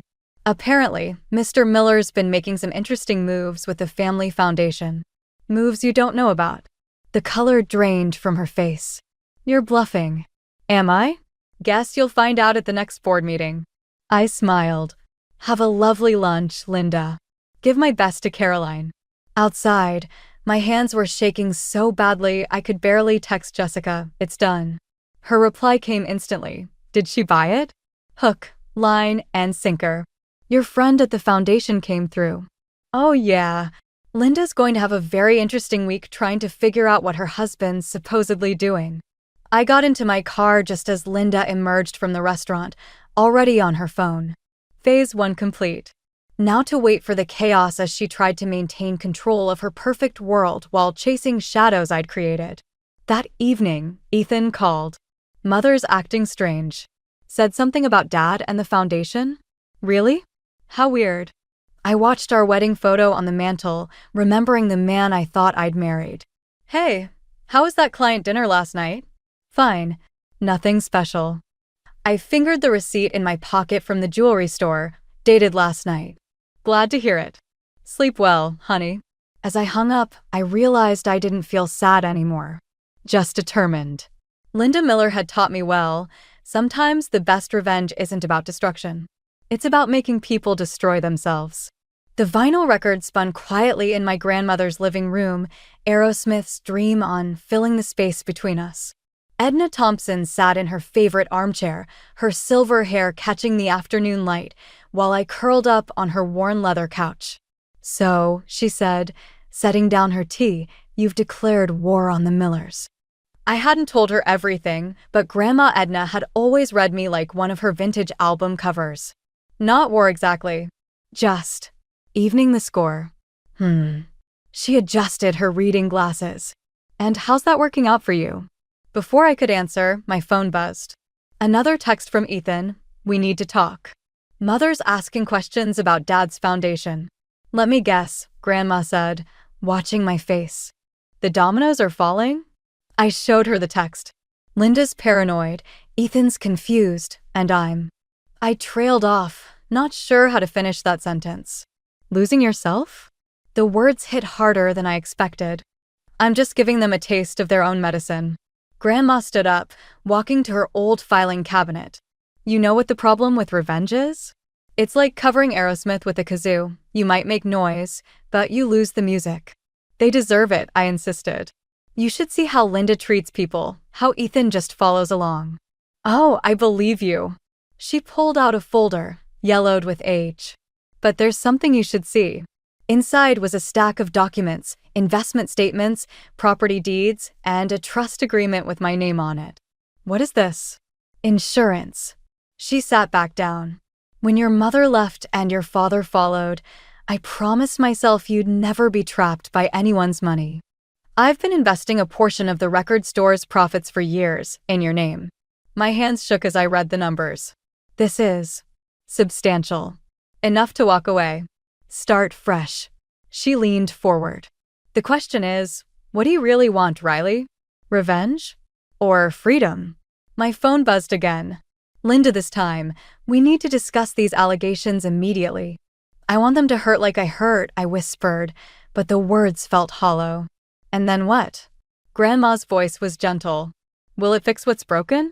I thought about the hours I'd spent plotting, the satisfaction of watching Linda squirm at lunch, the hollow victory of catching Ethan in his lies.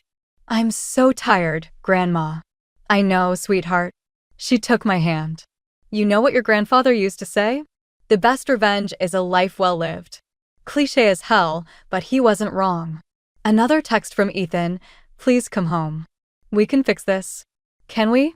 I murmured to myself. Grandma stood up, walking to her record collection. You remember when you first heard this song? You said it made you feel like anything was possible. The familiar chorus filled the room. Dream until your dreams come true. What are your dreams now, Riley? Not the revenge fantasies, your real dreams. I closed my eyes, letting the music wash over me.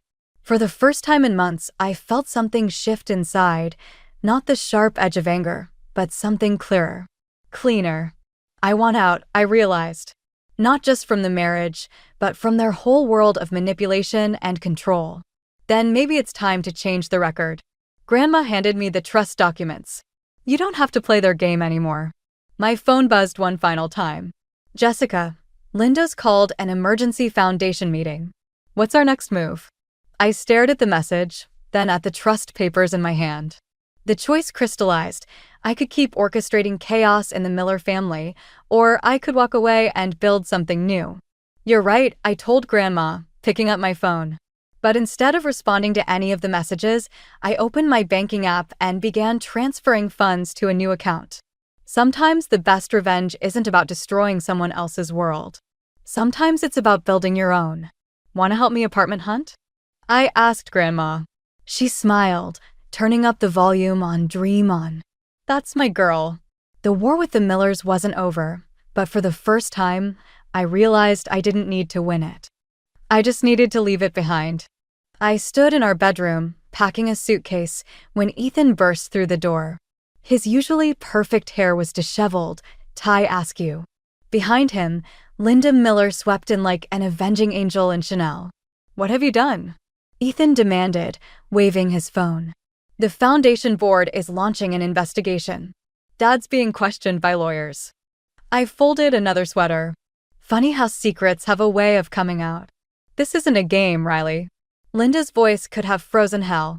"You've put the entire Miller legacy at risk." "Legacy?" I laughed, but it came out hollow. "Is that what we're calling it now? Where are you going?" Ethan noticed the suitcase. "We need to fix this." "Fix what exactly?" I turned to face them. "The foundation mess? Your secret meetings with Caroline? Or maybe the credit card bills for jewelry I never received?" Linda stepped forward. "Whatever you think you know." "I know everything." I pulled out my phone, showing them the screen. Every transaction, every text, every lie. "Would you like to see the receipts?" The board certainly did. Ethan's face went pale. "You sent them to the board?" "Actually, I didn't." I zipped up the suitcase. "But interesting that you assumed I would." Guilty conscience. "Stop playing games," Linda snapped. "What do you want?" "Money? Position on the board." "I wanted a husband who chose me. A family that accepted me." My voice cracked slightly. "Guess we all end up disappointed sometimes." Ethan moved closer, his expression softening. "Baby, please. We can work this out. I'll do better." For a moment, I almost believed him. Then his phone buzzed, and I caught Caroline's name on the screen. "You should get that," I said quietly. "Wouldn't want to keep her waiting." "This is ridiculous," Linda interrupted. "Ethan, handle your wife before she destroys everything we've built." "Handle me?" I wheeled on her. "I'm not one of your charity projects or social connections. I'm a person who loved your son enough to fight for him, even when he wouldn't fight for himself." "Then why are you leaving?" Ethan's voice was small, almost childlike. "Because loving you shouldn't hurt this much." I grabbed my suitcase, but Linda blocked the door. "If you walk out now, you'll get nothing." "The prenup? Keep your money." I pulled out Grandma's trust documents. "I have something better. My freedom." That's when Ethan grabbed my arm. "Wait, please. I'll tell Caroline it's over. I'll stand up to Mother. Just don't go." For a heartbeat, I wavered. Then I noticed Linda's slight smile, watching her son manipulate me just as she'd taught him. "You know what's sad?" I pulled away gently. "I actually believe you mean that right now.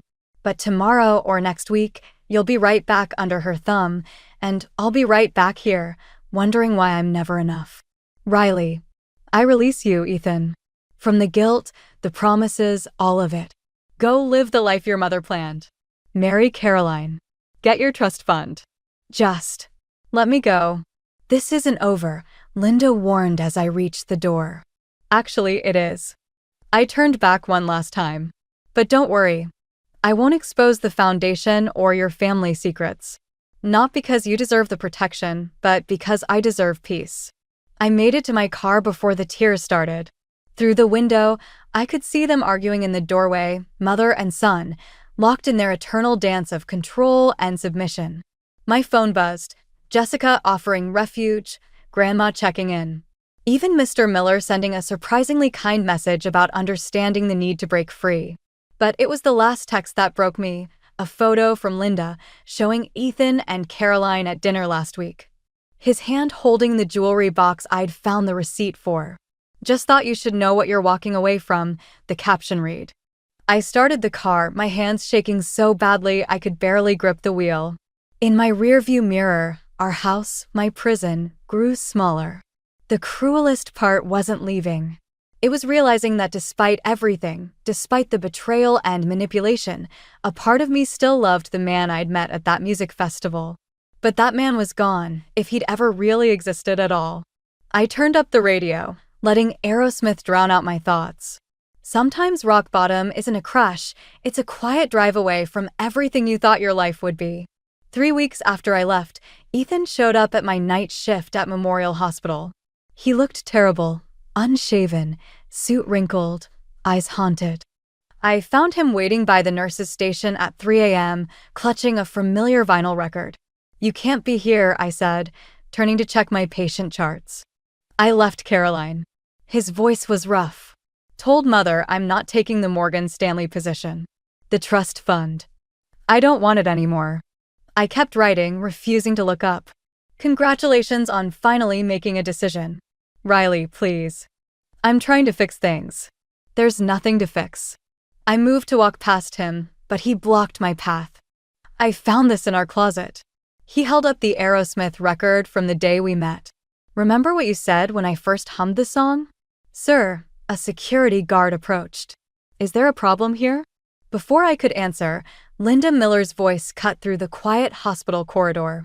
"There you are, darling." My stomach dropped. She walked toward us in designer heels that had no business being in a hospital at 3 a.m., her face a mask of concerned motherly love. "Mother, don't," Ethan warned. "I'm just here to help." She turned to me. "Riley, dear, you've made your point. But this little drama has gone on long enough." I laughed, the sound echoing off the sterile walls. "Drama? Is that what you call your son's affair?" "His lies. We all make mistakes." She reached for her purse. "I'm prepared to be generous." "Name your price."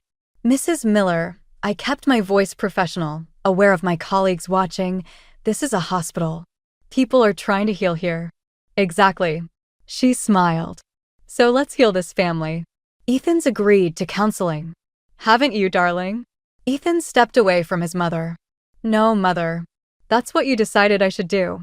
Just like you decided about Caroline, about my job, about every aspect of my life." "I decided?" Her voice rose slightly. "I gave you everything. Both of you.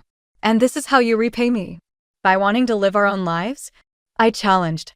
"By refusing to be puppets in your perfect family theater? You ungrateful." "Mother, stop." Ethan's voice was different, stronger. "Riley's right. About everything. I let you control me because I was afraid. Afraid of failing, of disappointing you, of being alone. But looking at you now, I realize I'm more alone following your script than I ever would be choosing my own path." Linda's facade cracked. "You're confused. That girl has poisoned. That girl loved me enough to walk away rather than watch me destroy myself trying to be your perfect son." He placed the vinyl record on the nurse's station. "I don't want your money, Mother. I don't want your connections or your plans. I want." He trailed off, looking lost. "You want what?" I asked softly. "I want to find out who I am without all of it, without her voice in my head." He turned to his mother. "I'm sorry, Mother, but I'm done." Linda's hand trembled as she gripped her purse. "You'll regret this. Both of you." "No," I said, finally meeting her eyes. "The only regret would be continuing to let you puppet master our lives. Go home, Mrs. Miller. Your audience has left the theater." She stared at us for a long moment, then turned and walked away, her heels clicking into silence. Ethan touched the vinyl record. "I really did love you, you know. Still do." "I know." I picked up my charts. "But love isn't enough. We both need to figure out who we are without other people's expectations defining us. Will you ever forgive me?" "I already have." I smiled sadly. "But forgiveness doesn't mean we belong together." He nodded, understanding in his eyes for maybe the first time. "For what it's worth, I'm glad you were stronger than I was. Strong enough to walk away. We all have our moments of strength, Ethan. This," I gestured to where his mother had stood, "this was yours." He touched my hand briefly, then walked away, leaving the record behind. I traced its familiar cover, remembering that day at the festival when anything seemed possible. Sometimes the biggest plot twist isn't in how we tear things apart, but in how we finally learn to let them go. 1 year later, I stood in front of my grandmother's record store, now mine, watching the morning sun reflect off the newly painted sign. Thompson's Vinyl and Vintage. Inside, Jessica arranged displays while Grandma Edna supervised from her favorite armchair, both preparing for our grand reopening. The bell chimed, and I looked up to see Linda Miller standing in the doorway. "Interesting career change," she said, looking around. From nurse to shopkeeper. I still nurse part-time. I continued unpacking records. Turns out you can build more than one dream at a time. She moved closer, running a manicured finger along a shelf. Ethan's in therapy. Did you know? I heard. Through mutual friends, I'd learned he'd moved to Seattle, started fresh. Good for him. He's different now. She picked up a vinyl, examining it. We both are, I suppose. I stopped unpacking, finally looking at her properly. The designer outfit was still there, but something had softened in her face. Why are you here, Mrs. Miller? Linda, she corrected quietly. And I'm here because I owe you an apology. Grandma Edna straightened in her chair, watching like a hawk. I was wrong, Linda continued. About you, about what Ethan needed, about everything, really. Losing control of my perfect world was my greatest fear. Until I actually lost it. And now I'm learning that letting go doesn't mean losing everything. Sometimes it means gaining something real. She placed an envelope on the counter. The foundation board wanted you to have this. Inside was a grant proposal. The Miller Foundation would like to partner with Thompson's Vinyl and Vintage for a youth music education program. Why? Because sometimes the best way forward is to help others find their own path. She smiled slightly. Something you taught both me and my son. The bell chimed again. A teenage girl walked in, heading straight for the classic rock section. Can I help you find anything? I asked. Just browsing. My mom used to love vinyl. She picked up an Aerosmith record. Is this any good? Linda and I exchanged a look. Why don't you give it a listen? I suggested, moving to the turntable.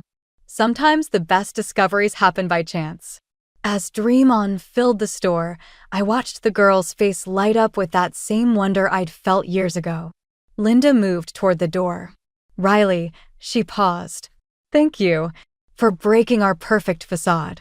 It needed to break for us to heal.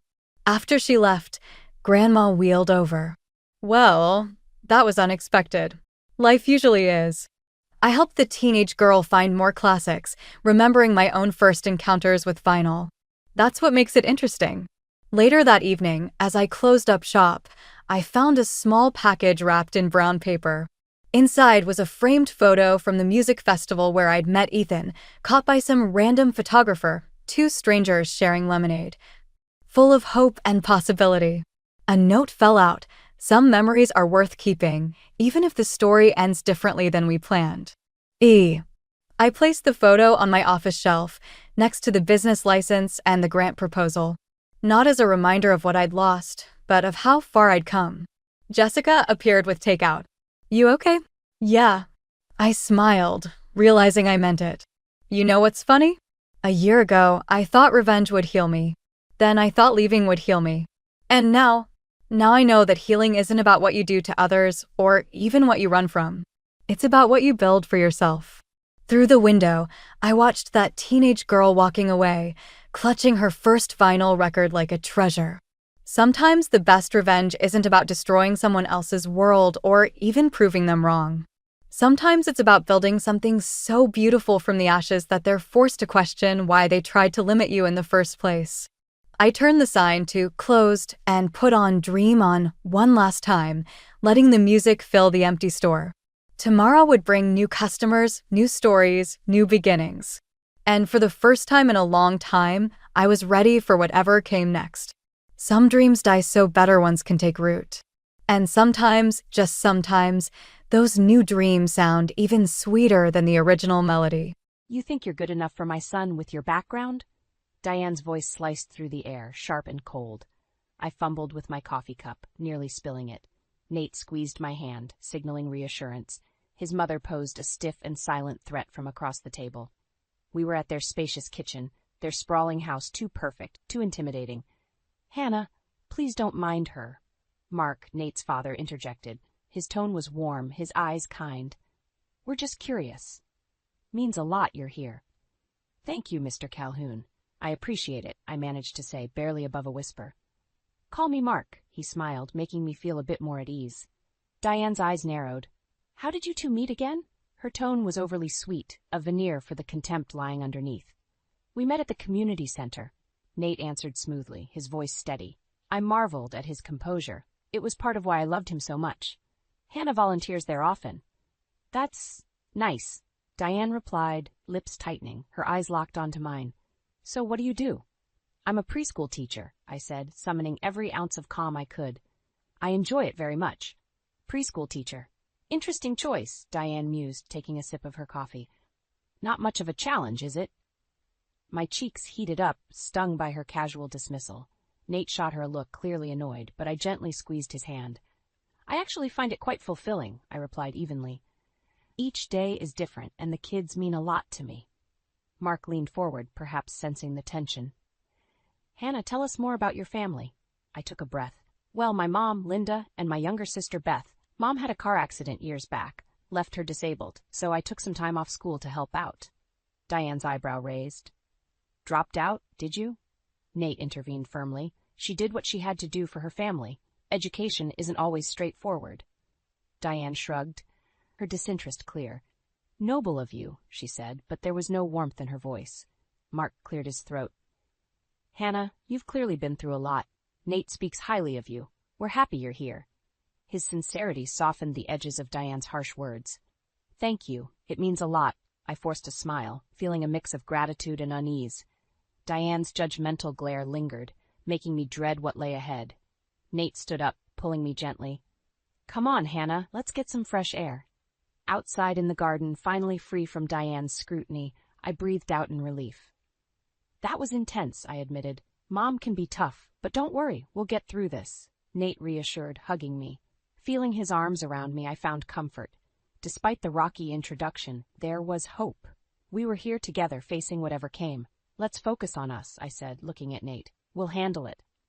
He kissed my forehead. Together. The dining room buzzed with the clinking of silverware and low murmurs. It was my first dinner at Nate's family home, and I could feel Diane's gaze piercing through me like daggers. So, Hannah, Diane began, her voice sugary but her eyes cold. Tell us more about your educational background. I felt my stomach tighten. Well, I had to drop out of high school to help my mom after her accident, but I plan to get my GED soon. Diane's lips curled in a half-smile. How commendable. But don't you think an education is crucial, especially if you're joining a family like ours? Nate set down his fork, his jaw tightening. Mom, Hannah did what she had to do. It's called responsibility. Diane looked unfazed. Responsibility, sure. But don't you want to marry someone who can match your achievements? Mark cleared his throat. Diane, that's enough. Why? We're just having a conversation, Diane said innocently, but the malice was thinly veiled. She turned to me again. So, Hannah, what are your career plans? I clenched my fists under the table, willing myself to stay calm. I love teaching. I believe it's my calling.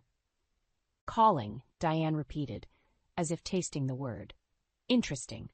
But don't you think it lacks ambition? Nate's eyes flashed with anger. Mom, cut it out. Hannah is more dedicated and compassionate than anyone I know. Mark sighed. Nate's right. Teaching is a noble profession, Diane. Of course, Mark, Diane said, her voice smooth as silk. I just want what's best for our son. The room fell into an uncomfortable silence, broken only by the ticking of the ornate clock on the wall. My mind wandered back to the moment I decided to leave school. Mom had been bedridden, unable to do much after the accident. I couldn't let my younger sister Beth shoulder all the responsibility. Everyone has different paths, I finally said. I took mine, and I'm proud of what I've done for my family. Nate grabbed my hand under the table and squeezed it gently. Mark looked at me, his eyes kind. That's admirable, Hannah. Truly. Diane's eyes narrowed slightly, but she remained quiet. After dinner, Nate and I retreated to the living room. I'm so sorry about all that, he said, looking genuinely upset. It's okay, I replied, though my heart was still pounding. We knew it wouldn't be easy. You're strong, Hannah. Don't let her get to you. I nodded, leaning my head against his shoulder. Yet, deep down, I knew this was just the beginning. Diane was testing me, trying to find cracks to exploit, but I wasn't going to back down. As the evening wound down, Diane's parting words echoed in my mind. Good night, Hannah. Think about what I said. Our family has high standards. I forced a smile. Good night, Diane. Walking out of the house, Nate's arm around my shoulders, I promised myself I would prove her wrong. I would show her what I was truly capable of. no matter what it took. Moving into Nate's family home was supposed to be temporary, just until we found a place of our own. I had hoped that would make things easier. I was wrong. Diane's stares grew colder, her comments more pointed. "A bit overdressed for breakfast, wouldn't you say?" Diane quipped one morning, eyeing my simple dress and cardigan. I forced a smile. "I have a meeting with the principal later." Diane's eyebrows shot up. "Principal? Impressive. Though, do preschool teachers really need to meet principals?" "Mom, give it a rest," Nate said, entering the room. He wrapped an arm around my waist, making me feel safe, if only for a moment. Diane chuckled. "Just inquiring about our future daughter-in-law's career. No harm in that." Mark walked in, setting his briefcase by the door. "Everyone ready for breakfast?" "Of course, dear," Diane said, her voice dripping with sweetness. "I was just discussing Hannah's wardrobe choices." Mark sighed, catching my eye. "Let's just eat." Sitting around the table, the tension was palpable. Diane continued her passive-aggressive jabs, each one landing like a blow. My resolve hardened with each comment. I wouldn't let her win. Later, as we planned the wedding, Diane's interference grew unbearable. "Lilies, really? They're so common," she said, looking at the flower samples I had carefully chosen. "I like lilies," I replied, trying to keep my voice steady. "But roses are more sophisticated," she insisted. "We should go with roses." Nate walked in, catching the tail end of the conversation. "Mom, Hannah's right. It's her wedding, too, not just yours." Diane's face tightened. "I'm just trying to help. I ensure the day is perfect." "For who?" I muttered, frustration boiling over. Diane ignored me. "I have a friend who can do the arrangements. She owes me a favor." "No, we already have someone," I said, doing my best to keep calm. "We've got this covered." Diane pursed her lips, her eyes narrowing. "Fine, but don't come crying to me if it doesn't work out." As the days passed, her subtle attacks continued. She criticized everything, my dress, the guest list, even the catering. Each comment chipped away at my patience. One evening, Diane cornered me in the kitchen. "You know Anna." "Hannah," I corrected sharply. "Right, Hannah. You must understand why I'm so concerned. Nate deserves the best." "I know he does," I said, staring her down, "and I'll do everything to make sure he gets it." Diane smirked. "We'll see about that." That night, Nate found me sitting on the porch, my head in my hands. "Hey, you okay?" "I don't know how much more of this I can take," I confessed. He pulled me close. "We're in this together. Don't let her get to you." I nodded, feeling a new resolve forming within me. Diane's push was only making me stronger. I was ready to face whatever she threw my way. One evening, Diane approached me with an unusually warm demeanor, which immediately put me on guard. "Hannah, I've been thinking," she started, her eyes watching my reaction closely. "It might be a good idea for your mom and sister to stay here before the wedding." I blinked, surprised. "Really?" "Yes," Diane continued, her voice filled with false sincerity. "We have the space, and it would make things easier for you, wouldn't it?" I exchanged a look with Nate, who seemed as surprised as I was. "What do you think?" I asked him quietly. "Could be nice," Nate replied cautiously. "Might give us more time together." I turned back to Diane. "Okay, sure. If you're really offering, that would be helpful." Diane smiled, but it didn't reach her eyes. "Wonderful. I'll have one of the guest rooms prepared." Despite my reservations, I chose to take the gesture at face value. Maybe, just maybe, Diane was trying to make amends. The days leading up to their arrival were tense but hopeful. I was careful in making sure Linda and Beth's rooms were just right. When the day came, Nate and I picked them up, and their gratitude was palpable. "It's so kind of Nate's family to have us," Mom said, her voice shaky yet genuine. "Yes, it's a big help," Beth added, smiling. Once we returned, Diane greeted them with exaggerated politeness. "Linda, Beth, welcome. I hope you'll be comfortable here." "Thank you, Mrs. Calhoun," Mom said, her eyes reflecting a grateful exhaustion. That evening, Diane's facade started to slip. During dinner, she remarked, "Linda, it must be so hard managing on your own, but at least you have Hannah. She's sacrificed a lot, hasn't she?" Mom shifted uncomfortably. "She's been a tremendous help." Diane's eyes glinted maliciously.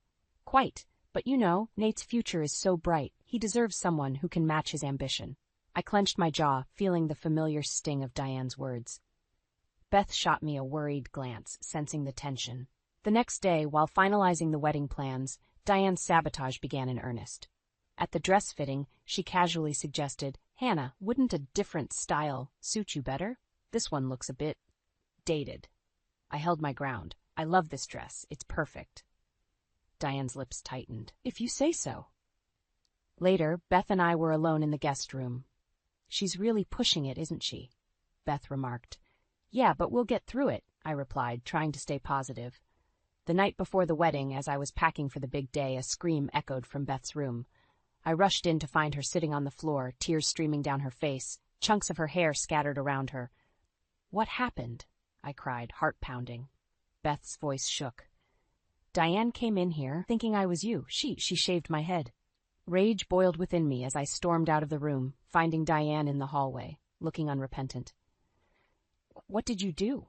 I demanded, voice trembling with fury. Diane met my gaze, cold and defiant. It was meant for you. Maybe now you'll understand what's at stake. I stepped closer, anger surging. You crossed a line. This isn't just about me anymore. Nate appeared, his face ashen. Mom, how could you? Diane shrugged. I did what I had to do for the family. My resolve hardened. This woman wasn't just an obstacle, she was an enemy.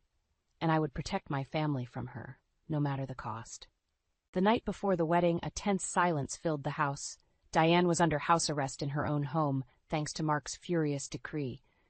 I barely slept, my mind replaying Beth's shocked face, her tears, and the clumps of hair on the floor.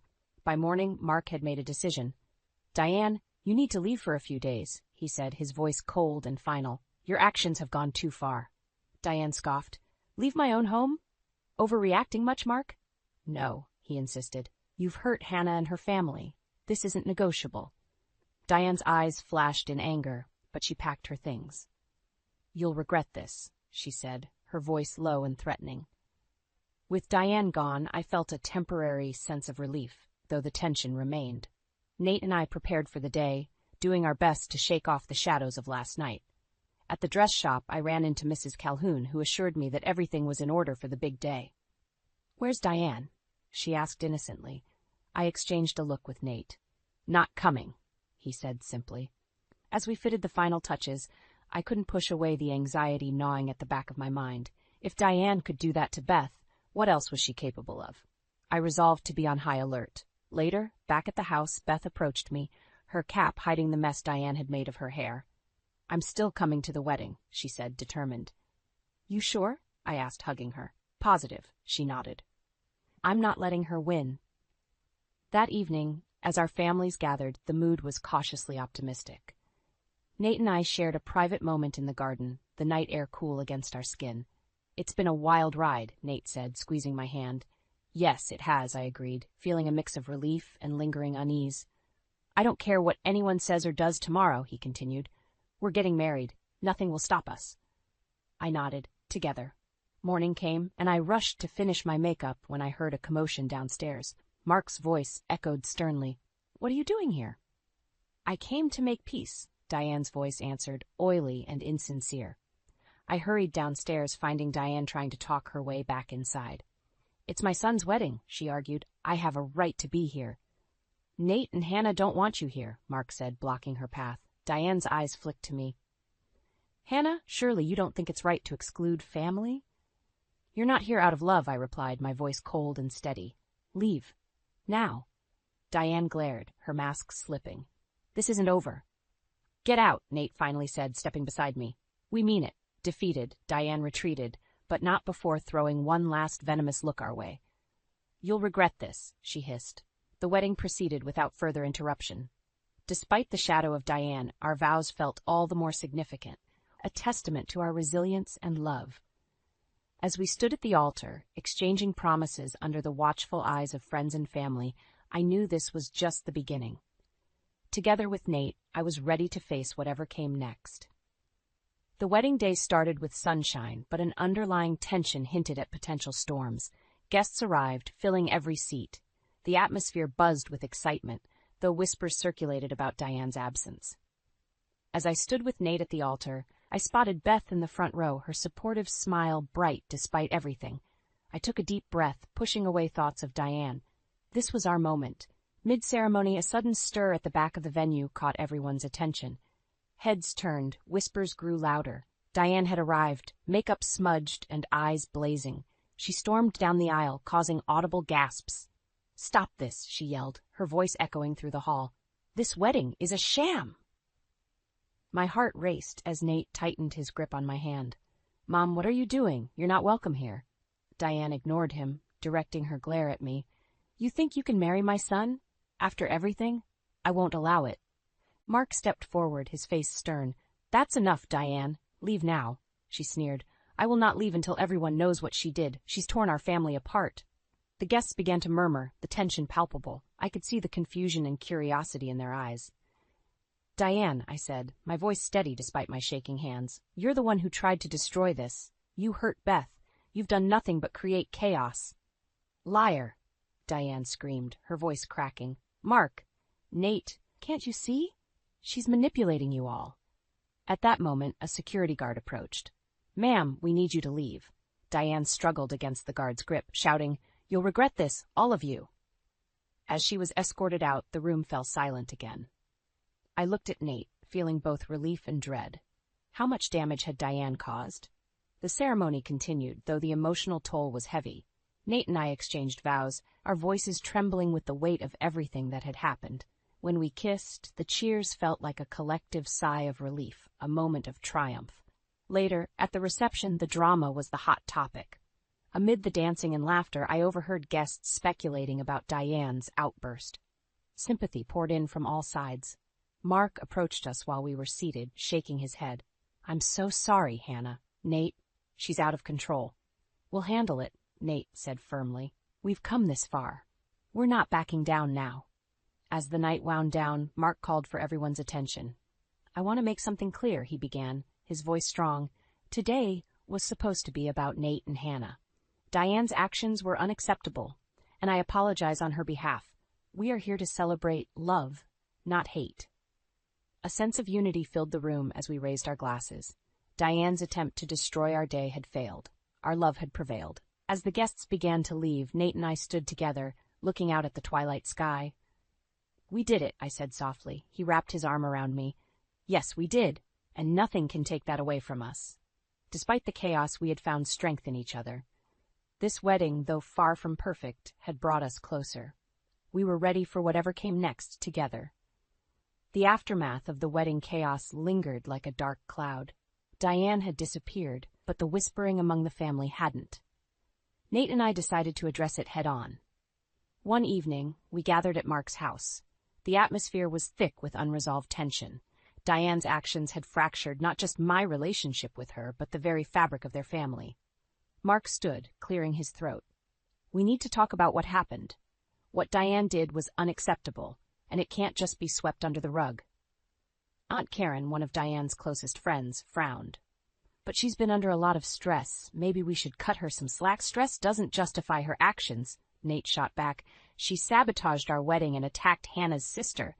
It's not something we can just overlook." Beth spoke up, her voice quieter but firm.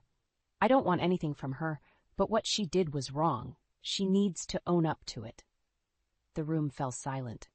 Then, as if on cue, the front door creaked open, and Diane walked in. Her appearance was disheveled, the eyes puffed from crying. She looked at everyone, then zeroed in on Nate. "I'm sorry," she said, voice cracking. "I went too far. I was desperate." Nate shook his head. "Sorry isn't enough, Mom. You need to make things right with everyone you've hurt." Diane's eyes welled up with tears. "What do you want me to do, beg?" "No," Mark interjected. "We want you to publicly apologize and make amends with Beth." Beth stood up, her eyes meeting Diane's. "I don't need your apology. I need you to understand what you did was cruel. You crossed a line that can't just be erased with sorry." Diane looked stricken, but before she could respond, Aunt Karen stepped forward. "We've seen a different side of you, Diane. It's not just about today. It's about all the little things you've done leading up to this. You've hurt us, and you need to own up to it." Realizing she was cornered, Diane's demeanor changed. "Fine, I'll apologize," she said sharply. "But don't think this fixes everything." Nate sighed, his disappointment evident. "It's a start, Mom. You still have a lot to prove." The next day, we gathered at a small community center. The family and a few close friends were present. Diane stood in front of everyone, visibly uncomfortable. "I want to apologize for my behavior," Diane began, her voice shaky. I let my fears and insecurities drive me to do terrible things, especially to Hannah and her family. I'm ashamed and I'm sorry. Mark stepped forward, placing a hand on Diane's shoulder. We appreciate your words, Diane, but actions speak louder. You need to make this right with Beth. Beth nodded slowly. You need to show us you've changed, Diane. Words alone won't repair the damage. Diane looked at the floor, her voice a whisper. I understand. As we left, I felt the weight lifting. Diane had taken the first step, but trust had to be rebuilt, one action at a time. Nate and I knew the road ahead wouldn't be easy, but we were together, and that made all the difference.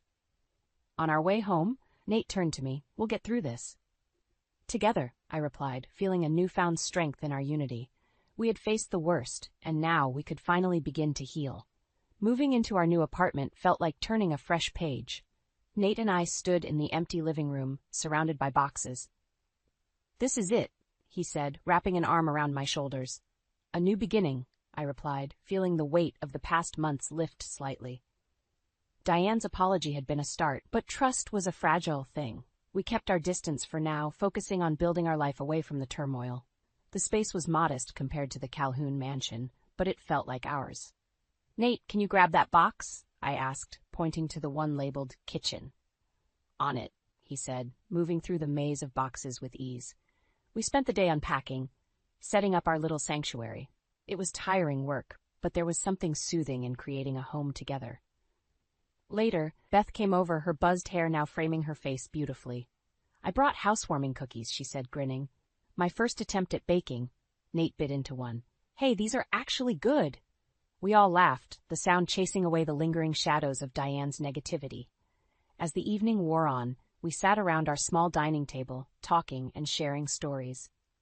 I'm proud of you, Hannah, Beth said, her voice sincere. You stood up to Diane, and look where you are now. I smiled, feeling a surge of gratitude. Thanks, Beth. And look at you, rocking that hairstyle.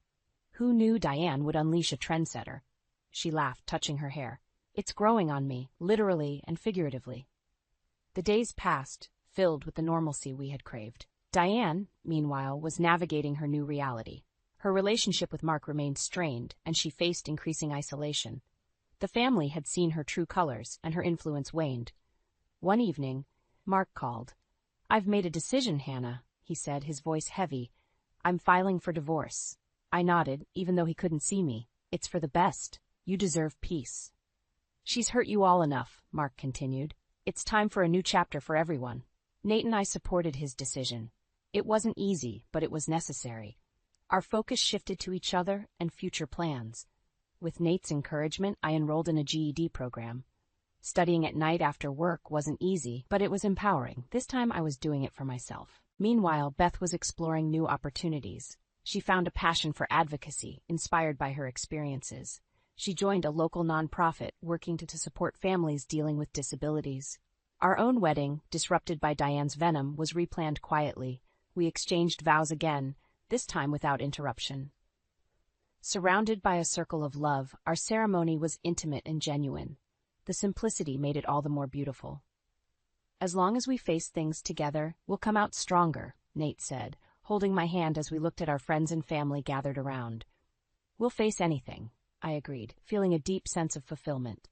Our journey had been rocky, filled with unexpected challenges, but through resilience, we found strength, and with love, we built a future worth fighting for.